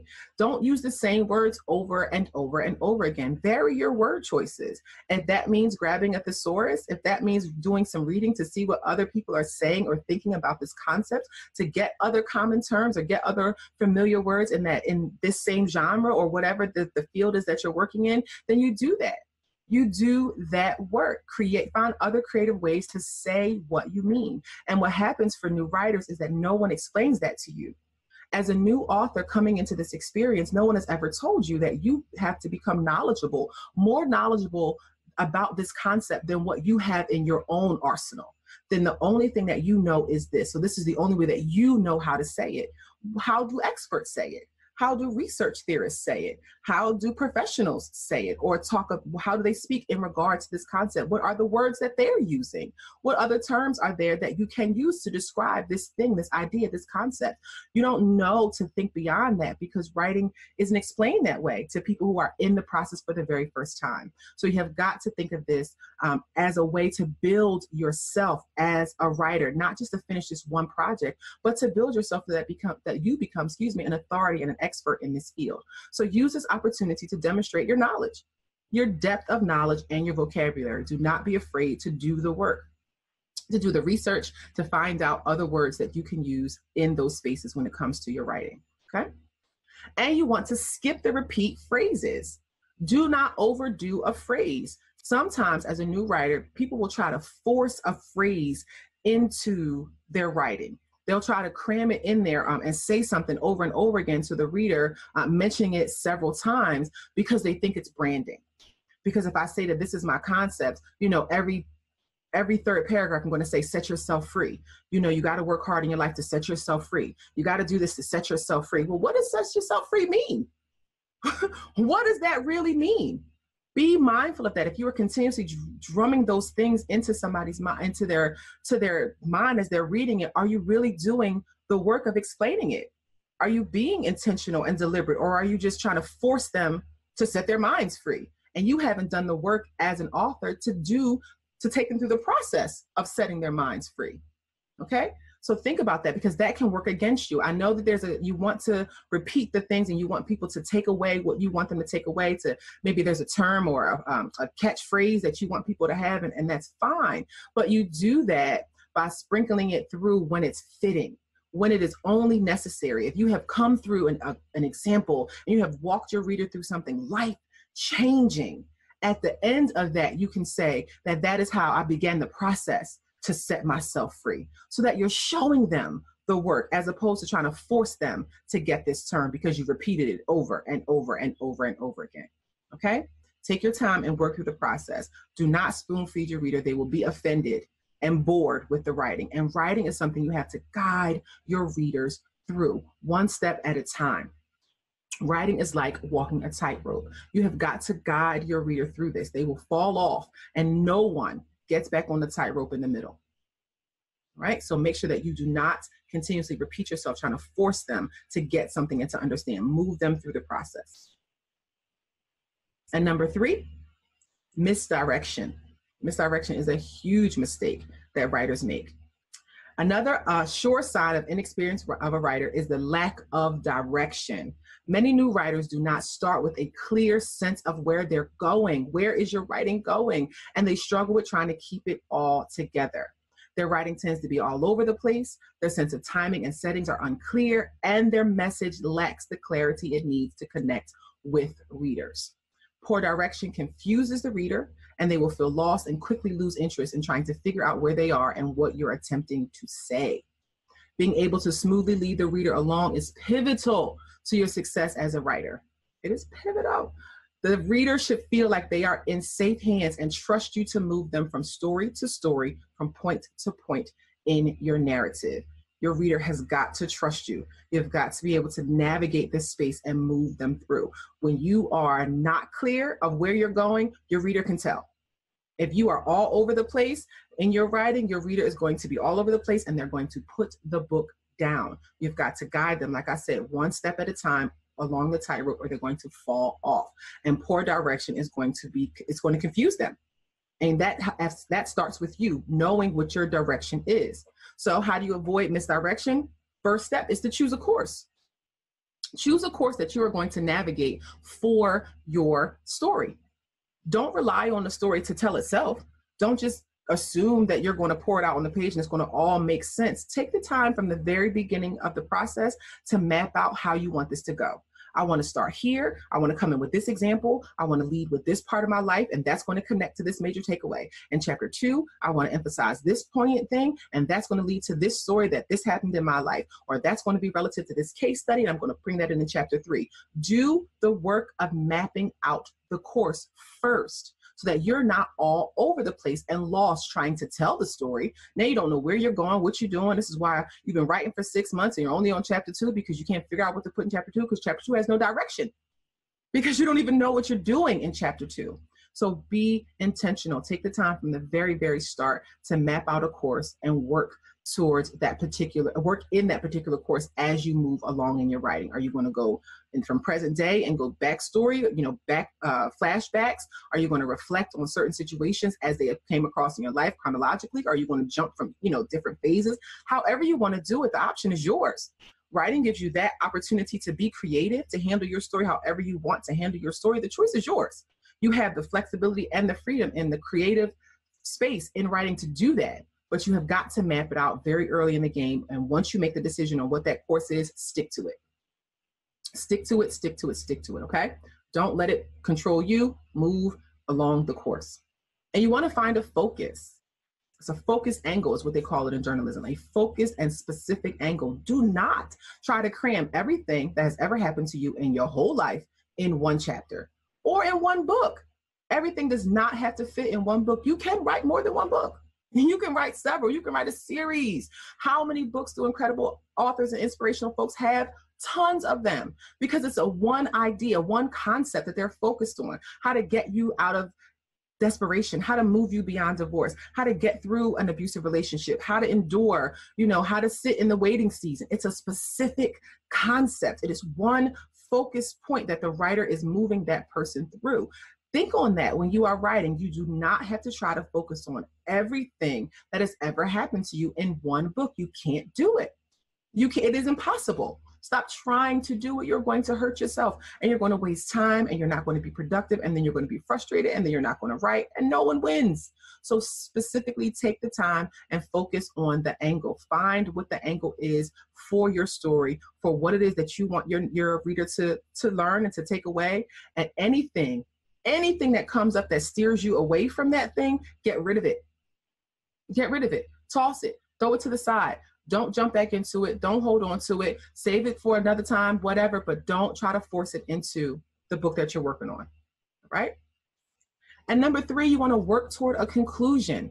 Work toward a conclusion. Don't write just anything. Think about the books that you have read and that have changed your life, right? This book guided you and made you believe in yourself. It made you think something differently. That was intentional.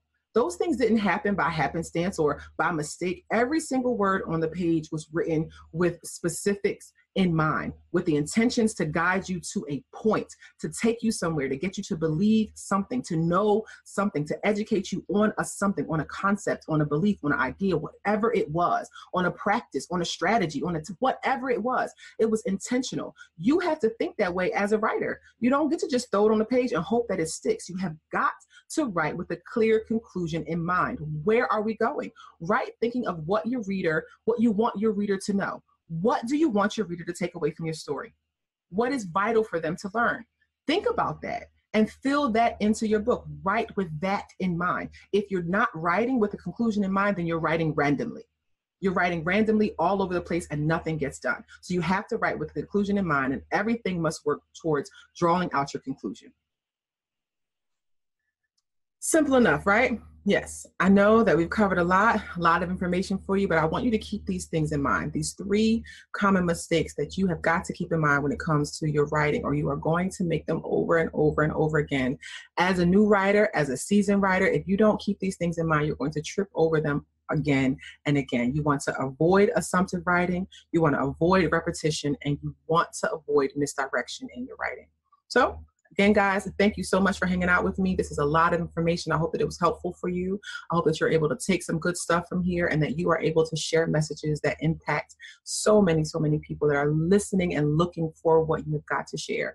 And if you need more guidance and support along the way, then I encourage you to grab a copy of my free ebook, Writing in the Right Direction, where I walk you through understanding who your audience is, how to get your voice out, how to outline all of the processes that are involved in really getting a good start in writing. I want you to grab that, Writing in the Right Direction. You can grab it by texting Sheree to 408-913-6963. And again, this is Sheree Robin, Simon & Schuster bestselling author, signing off. Thank you for welcoming me and allowing me to be a part of this incredible summit. I hope that you guys enjoy the rest of the summit, and I will see you guys again real soon. Hi, I'm Kim Warren Martin, and I'm the founder of Successful and Fulfilled, where our mission is to help women to embrace the courage I know you already have to step out of your comfort zone and live life the way you want to live, not just the way you're expected to live. It's not about leaving your job, your family, or school, or any of that. It's about launching into what I call the #undeniable you. So if you want to be a part of a mastermind and enjoy the type of training and support you're receiving now, where experts talk about components of self-mastery, business principles, and wealth building, if you're looking to make sure you're connected to a resource that is all about supporting you to live a successful and fulfilled lifestyle, come on over to www.successfulandfulfilledinterview.com now. I want to meet with you to make sure it's a good fit. If you want to be a part of this movement of individuals dedicated to not only the emotional state of happiness, but also the soulful state of fulfillment, I invite you to a private conversation to make sure you learn more about us and we learn more about you. Come on over to www.successfulandfulfilledinterview.com now. It is a great way for me to learn more about what you want to be successful, about what you need to be fulfilled, and what's most important to you in your life. This is a highly customized membership, so we are very selective.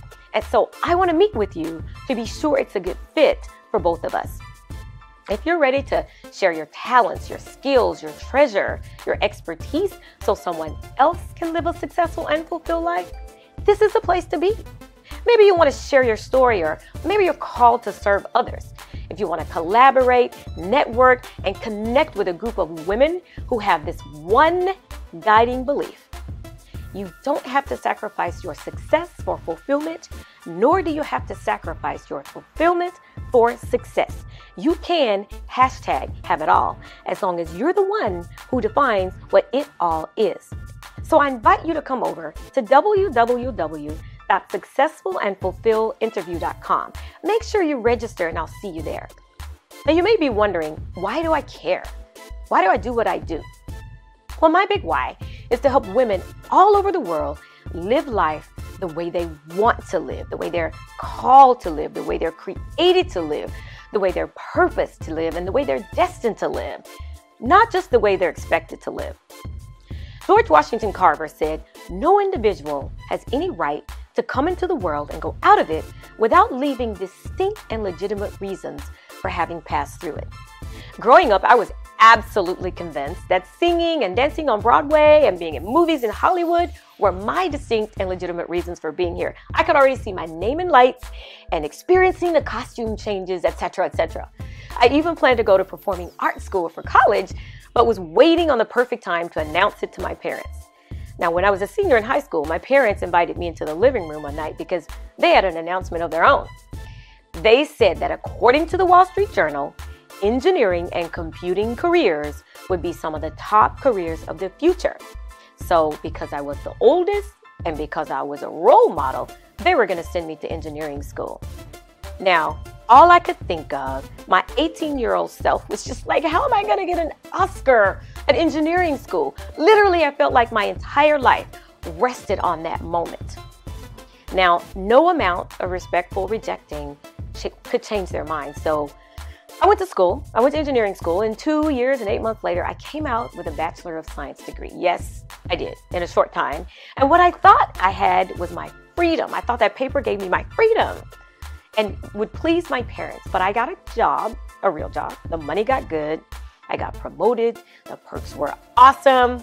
I did well, and I was a wonderful role model, and my sisters followed closely in my footsteps. So there I was, a very artsy, analytical person in a scientific, technical world.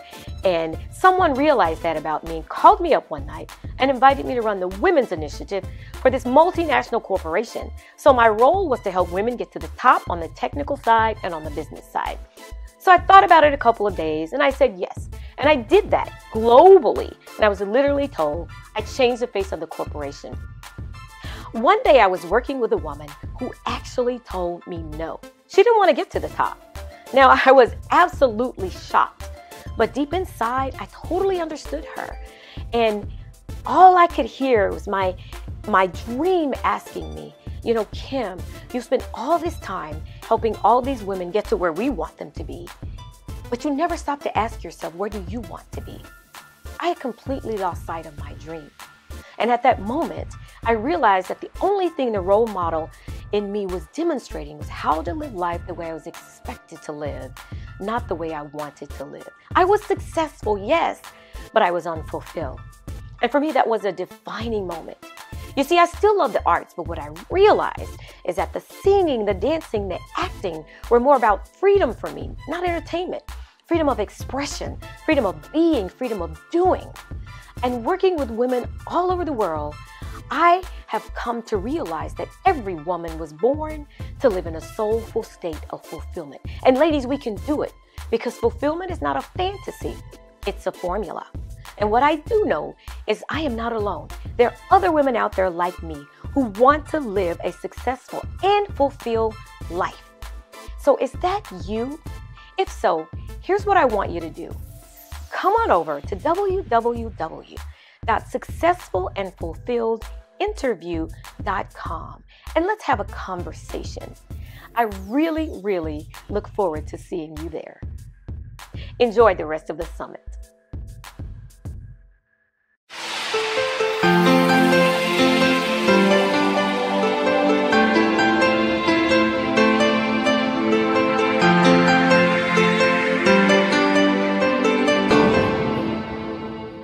Hi, I'm Kim Warren Martin, and it's my pleasure to welcome you to this broadcast of the Successful and Fulfilled Digital Summit. I'm truly excited to introduce today's trainer, Dakisha Williams, who's a virtual COO and product launch expert with Visions Consulting. She helps entrepreneurs build six-figure businesses 5 figures at a time. What a concept. Smart, right?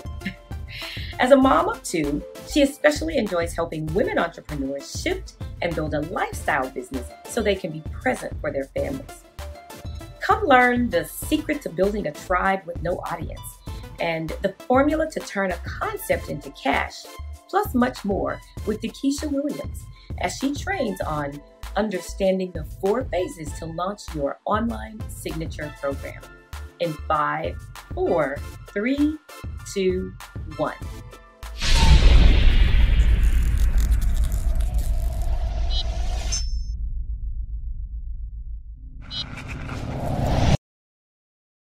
Well, welcome everyone. My name is Dakisha Williams, your virtual COO. And today we are going to be talking a little bit about the phases of product launches. But if this is the first time that you are hearing the sound of my voice, I'm just that chick that lost the same job twice, building a business from the comfort of my home. You heard me right. I did not stutter. I lost the same job twice. But that's a long story. I can remember like it was yesterday. It was January 10th, 2011. And I received an email that our company had ceased operation. And so, long story short, fast forward, and we were called back. And I think I opened up like 163 stores in 90 days. But anyway, this time around, something wasn't quite right about it. And I don't know if it was the fact that my daughter said to me, "Mommy, do you know you missed the first week of school 3 years in a row?" I was like, "What? No, that wasn't me, sweetie. No, Mommy, you missed the first week of school 3 years in a row." I said, "Oh my goodness, what?" And so, you know, you and I both know kids only love school twice a year. And what's that? The beginning of the year and the second at the end, and the beginning of the first week of school and the last week of school. So I looked up and I said, "Look, we got to do something about it." So August 24th, 2011, I turned in my pink slip. And I turned in my pink slip and I went on leave of absence. I'm still on leave of absence. Hashtag longest leave ever, right? So fast forward to 2010, I wrote a business plan, received $30,000, $31,500 to be exact. I didn't even think I had a business plan. And I opened a shoe company called SassyShoeGallery.com. And this was before digital marketing and all of that. And so got kind of tired of that, but people started asking me like, you know, Dakisha, you know, how did you get the funding? How did you write the business plan? How did you know what to put in it? How did you, you know, set up? How did you build relationships? And so I started consulting, hence Visions Consulting. And so here we are 7 years later. Yes, I am celebrating 7 years as a full-time entrepreneur. And so being on leave of absence, I only had about 2 years worth of income coming in, right? And so I remember the last check that I received, I absolutely had no clue how I was going to literally provide for my family. Like I had no clue how I was going to provide for my family. And so with people starting to, you know, ask about how I was able to build, you know, a business and how I was able to start an online shoe company and what did it take to get the relationship with the vendors, I started to create a consulting agency. And so here's what I realized as I started to build an agency. I started to realize that you have to build a business and you know, for a lack of another word, but People say that if you build it, they will come. Can we say negative? And so that's just not the reality. There's phases of building a business. And so I want to briefly go through the phases of building the business before we even talk about the launch.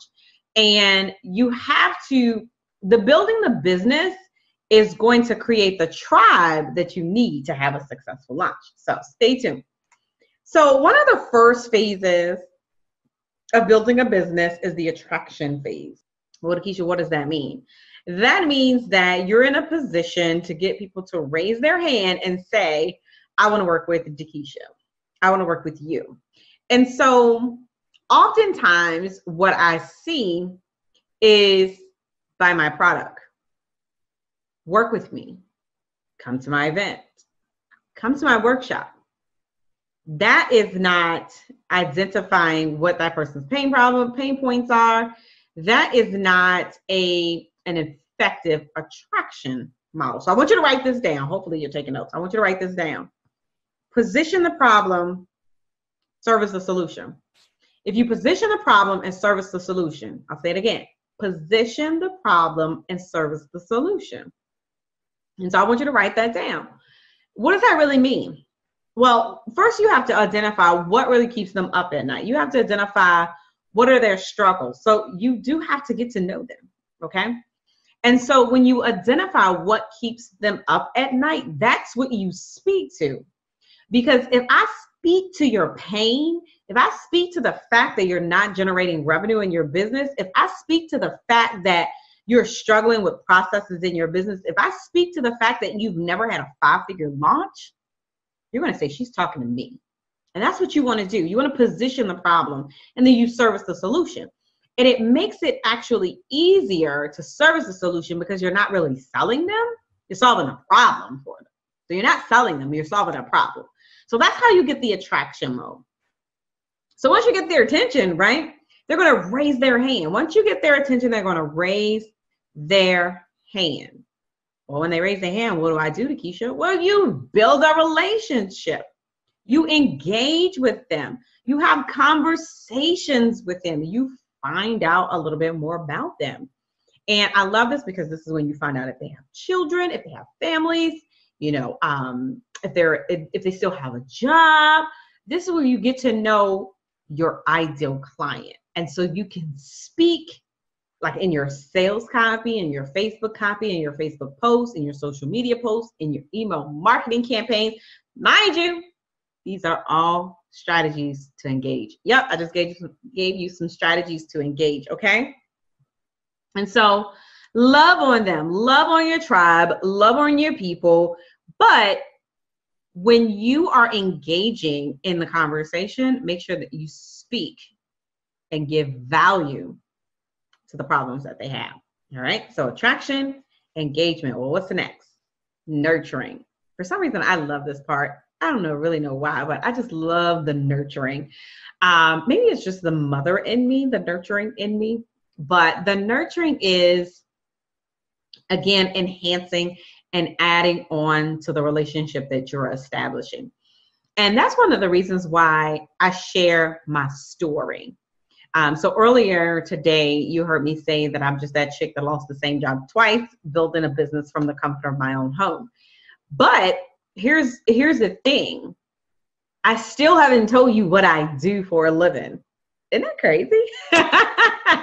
I still haven't told you what I do for a living. I told you, I don't even think I told you my moniker or my title. You know my name, and that's about it, right? But I love the book, Simon Sinek, Start With Why. And one of the things, like the number one thing that Simon Sinek says in the book is people don't buy what you do, they buy why you do it. I'll say it again. People don't buy what you do, they buy why you do it. Does that make sense? And here's what I realized as I started to share value, as I started to build relationships, and I started to engage.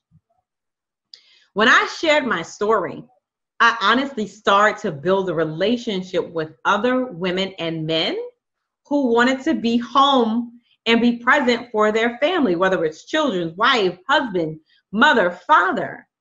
I've met so many people that are employeepreneurs who want to transition from the traditional 9 to 5 and build a business at home so that they can be more present for their family. But it matches my story. And so it builds a connection, which is a part of nurturing the relationship. How cool is that, right? So these are just some insider secrets. So the last piece of building the business is converting. You have to have sales in order to generate revenue in your business. And so when you share your story, when you promote the problem and service the solution, it makes the transition into a sale more into a service. And as entrepreneurs, we oftentimes don't look at what we do as service because we put a price tag on it, right? Or because you pull out your credit card or because you're processing a payment. You're still servicing the client. At the end of the day, you're still serving the client. And so when you're having that conversation, you do not have to come across as being salesy, because at the end of the day, they have a problem. You have a solution. I tell you what, let me help you solve this problem that you have, right? If you have a pain on the right side of your tooth or your mouth and you meet a dentist and they pretty much show you their credentials. They probably have on their smock. They're at lunch. You don't have a dentist, but it's throbbing, right? Like time for a root canal throbbing. And they give you their card. Do they have to sell you? Heck no. You know why? Because you have a problem right here. And it's painful enough that you're ready to make a decision. So attraction, engagement, nurturing, and conversion. This is how you build your business, you build your prospects, you build your relationships. All right. So how do you launch? So once I really figured out that there was phases to building a business in 2011, and people just were not going to come just because my name was Dekeisha C. Williams, MBA. No, that it doesn't work. Trust me, that does not sell. So being a virtual COO, product launch expert and processes queen, it has allowed me to build a lifestyle business. How many of you, under the sound of my voice, want to be a lifestyle entrepreneur? Well, what does that mean? I'm so glad you asked. It means that you have built a business around the life that you desire to live, and you have not built a business or build a life around the business that you built. I'll say that again. I was able to build a business around the lifestyle that I desire to live. So if you guys don't know, so my son Jaden and my daughter Deja, a couple of years ago, but they both are super active in sports. And so being an entrepreneur and being able to schedule, or have a flexible schedule allows me to support them in all of their activities. And Jaden actually, he plays basketball and football. So every Saturday I'm on the football field. In the beginning of the years, you guys know basketball season. So actually this is the first year that my daughter is competing collegiate gymnastics. And so I'm in the position where I'm transitioning from, working 5 days a week, 6 days a week, maybe, give or take, to a 4-day work week. And that's because she'll be traveling. Some of her meets are Fridays, some of them are Sundays or Saturdays. The Sundays and Saturdays are not so bad as the Fridays. But I have my business and I have a lifestyle business where if I decided that I wanted to work Monday through Thursday, I can.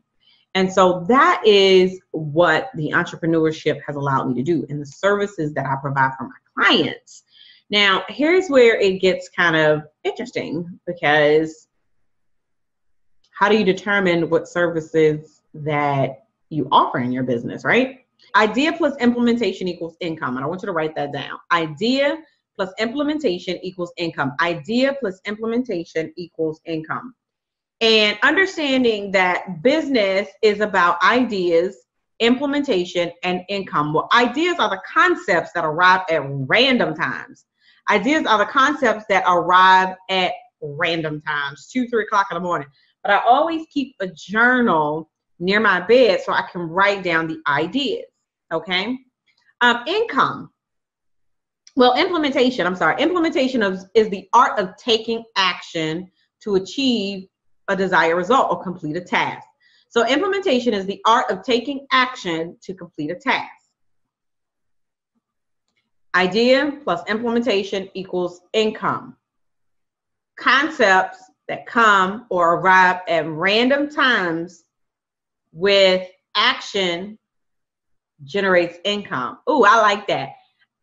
Concepts that come at random times in which you take action generates income. Did y'all get that? Did you write that down? I hope y'all wrote that down. I'm gonna have to write that down myself. Income. So stop working in your business and work on your business. You did not create a business to create a job for yourself. How many of you are familiar with Drew Houston? Drew Houston had an idea to store and back up data online. Have you heard of Dropbox? Idea, implementation, and you know Dropbox is generating income. Same thing with Donald Katz. Donald Katz had an idea to create the first portable digital product. One of my absolute favorite products, Audible. Audible. I listen to books all day, every day, right? And so idea, implementation equals income. So here is the thing. Because I have generated products that can launch on automation, I'm able to focus on these 3 things to continue to grow and scale my business. This is what I do every day in my business. I create content. Me recording this video, or me teaching this training, me going live, creating content. Me servicing my clients every single day. Well, you have to pay the bills, okay? But I pride myself because I learn something new every single day. Every single day. And actually today, I was setting up a Facebook ad for a product launch. And so we identified that they're doing something. They always change. You already know Facebook is always doing something different. So their ads process, they've got some new features for running ads. We're doing a conversion pixel on ads, just a whole bunch of things. However, I was excited because I learned something new, right? So this is what product development and automation has allowed me to do in my business. And so, well, what is implementation, or how do you implement? Well, for me, because I was in a position where I had 2 young children at the time, flying and speaking at 4 and 5 engagements every month was just not realistic for my family. So I decided that I was going to use digital events. For 4.5 years, I studied a particular software technology to help me grow my business. What is a digital event? A digital event is an online platform that allows you to teach, train, and educate online. And so it allows you to open up your market. It allows you to open up your market. So let's talk about the phases of digital events and launching digital events. You ready? Take notes. Okay, so you have your planning phase. This is where you map out the strategy and the tactics of your successful launch. So you're going to determine the tools and the technology that you will need to get the task done. What team members will you need to help you get the task done? What's your budget? What's your goal? How many people do you want to enroll in your particular program? How many people do you want to enroll in your products? How many people do you want to show up at your next event? That is all in the planning phase. Then you have your pre-launch phase. So what's pre-launch? Pre-launch is where you actually start to implement the strategies that you decided in the planning phase. So you start building out the infrastructure, building out the email sequences, building out the platform that you're going to use to share your message, right? If you are launching it or you are doing workshops involved, you start booking your locations and things like that. Start scheduling the dates for your online trainings. Start scheduling when your cart is going to open up. Create a sales page so that you can, I'm giving you all of the goodies, right? But it's so much that takes place in the pre-launch phase. And you literally have to make sure that everything is set up in your pre-launch phase, okay? Then we go into the launch phase. Oh, this is where it's fun. Like, this is where all of the hard work from planning and pre-launch, this is go live. This is when you hit the button and you share with everyone, hey, I've got this phenomenal event. I've got this phenomenal program. I got a phenomenal product. I'm starting coaching, one-on-one, group coaching, mentorship, mastermind. I don't care what you offer. But this is where you go live and you start to offer your product to the masses or to your ideal clients. And we call this a launch phase. Now, when you're really ready to generate some revenue, you want to focus on the post-launch phase. And in the post-launch phase, it's very important to have the system set up. You know, I'm a systems queen, so it's all about sales systems. And so you're having your sales systems in place is truly, truly important. And with that being said, there should be specific sequences set up where you can actually capture the sale after the launch is, like your cart is closed. So you may close the cart on a specific day, but you may still have conversations. You may still have people that are interested, or for whatever reason, they were not able to purchase that particular program. But hey, they still want to work with you. I've had people tell me, look, I don't want a program. I just want to work with you. And listen, it happens. And so having a post-launch strategy so you don't leave money on the table is super important. And you can actually generate double the revenue in the launch if you do your post-launch right. So webinars for me is one of the key components to a killer launch. And so webinars are also known as masterclass now. And so there's several different platforms that you can use to launch or to host your webinars. I particularly like to use a platform that I can automate the webinar, because I like to be able to generate revenue on the go. I like to make what they call passive money. I call it sideline money. Usually I have my watch on, and so when I'm on the sideline and I get a notification that I'm a new client or someone has signed up, right? So I typically like to use webinars that you can automate for that particular reason. So webinars is a key component to a killer launch. And with webinars, we were able to generate $15,000 in 21 days on one of our first launch. And actually our last launch, we did a 5-figure launch in 7 days. And so that particular launch, we hosted a challenge, we did a masterclass, we opened up the cart, we offered it. And I think only like 64 people participated in the challenge, which is not a lot of people. And we still ended up closing a 5-figure launch. And so I'm excited because at this point, entrepreneurs are so focused on generating 6 figures in their business when they actually haven't even generated 5 figures in your business. So what if you could launch a 5-figure launch repeatedly until you generated 6 figures? So what if you could launch a 5-figure launch every 75 days and hit $100,000? What if you strive to achieve 5 figures to ultimately get to the 6 figures? So stop reaching for the 6 figures, reach for the 5 figures. And ultimately, if you keep perfecting it, you will hit 6 figures. Like, it's non-negotiable, right? So why does it work?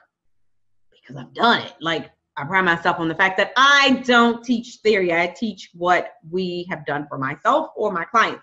One of our participants, is so funny. I'm going to share this before I let you go. One of our participants in our most recent class has done Facebook live streams, and I'm an advocate of Facebook Live because it creates exposure for your brand. So, you know, if you do lives, fantastic. IG, YouTube, all of it. It's great for exposure in your business.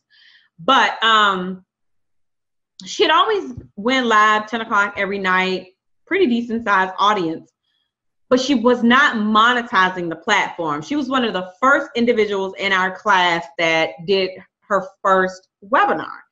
And so even though she had some technical difficulty, at the end of the webinar, she still closed 8 people. And the last time we followed up with Crystal had closed over 16 people in her program for the very first time, very first webinar. That's why it works. And so if you're someone that is looking to actually launch or have your first 5-figure launch, and I want you to text the word launch to 804-298-2846. I want you to text the word launch to 804-298-2846. And we can have a conversation about your first 5-figure launch. So listen, I appreciate you hanging out with me today. My name is Dakisha Williams, your virtual COO. Be purposeful, be passionate, but more importantly, be profitable. I'm signing off. Hi, I'm Kim Warren Martin, and I'm the founder of Successful and Fulfilled, where our mission is to help women to embrace the courage I know you already have to step out of your comfort zone and live life the way you want to live, not just the way you're expected to live.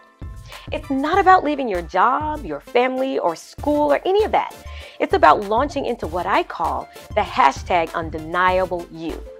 So if you want to be a part of a mastermind and enjoy the type of training and support you're receiving now, where experts talk about components of self-mastery, business principles, and wealth building, if you're looking to make sure you're connected to a resource that is all about supporting you to live a successful and fulfilled lifestyle, come on over to www.successfulandfulfilledinterview.com now.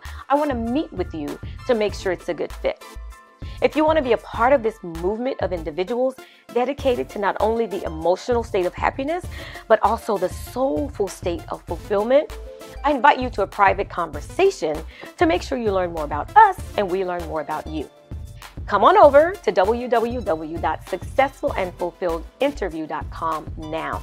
It is a great way for me to learn more about what you want to be successful, about what you need to be fulfilled, and what's most important to you in your life.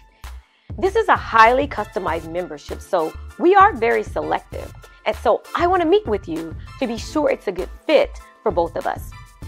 If you're ready to share your talents, your skills, your treasure, your expertise, so someone else can live a successful and fulfilled life, this is the place to be. Maybe you want to share your story, or maybe you're called to serve others.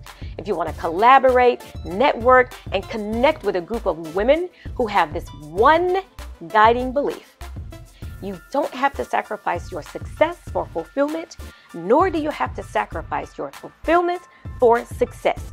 You can #have it all, as long as you're the one who defines what it all is. So I invite you to come over to www.successfulandfulfilledinterview.com. Make sure you register and I'll see you there. Now you may be wondering, why do I care? Why do I do what I do? Well, my big why is to help women all over the world live life the way they want to live, the way they're called to live, the way they're created to live, the way they're purposed to live, and the way they're destined to live, not just the way they're expected to live. George Washington Carver said, "No individual has any right to come into the world and go out of it without leaving distinct and legitimate reasons for having passed through it. Growing up, I was absolutely convinced that singing and dancing on Broadway and being in movies in Hollywood were my distinct and legitimate reasons for being here. I could already see my name in lights and experiencing the costume changes, etc., etc. I even planned to go to performing arts school for college, but was waiting on the perfect time to announce it to my parents. Now, when I was a senior in high school, my parents invited me into the living room one night because they had an announcement of their own. They said that according to the Wall Street Journal, engineering and computing careers would be some of the top careers of the future. So because I was the oldest and because I was a role model, they were going to send me to engineering school. Now, all I could think of, my 18-year-old self was just like, how am I going to get an Oscar at engineering school? Literally, I felt like my entire life rested on that moment. Now, no amount of respectful rejecting could change their mind. So I went to school. I went to engineering school, and 2 years and 8 months later, I came out with a Bachelor of Science degree. Yes, I did, in a short time. And what I thought I had was my freedom. I thought that paper gave me my freedom and would please my parents. But I got a job, a real job. The money got good. I got promoted. The perks were awesome. I did well, and I was a wonderful role model, and my sisters followed closely in my footsteps. So there I was, a very artsy, analytical person in a scientific, technical world. And someone realized that about me and called me up one night and invited me to run the Women's Initiative for this multinational corporation. So my role was to help women get to the top on the technical side and on the business side. So I thought about it a couple of days and I said yes. And I did that globally. And I was literally told I changed the face of the corporation. One day I was working with a woman who actually told me no. She didn't want to get to the top. Now, I was absolutely shocked, but deep inside, I totally understood her.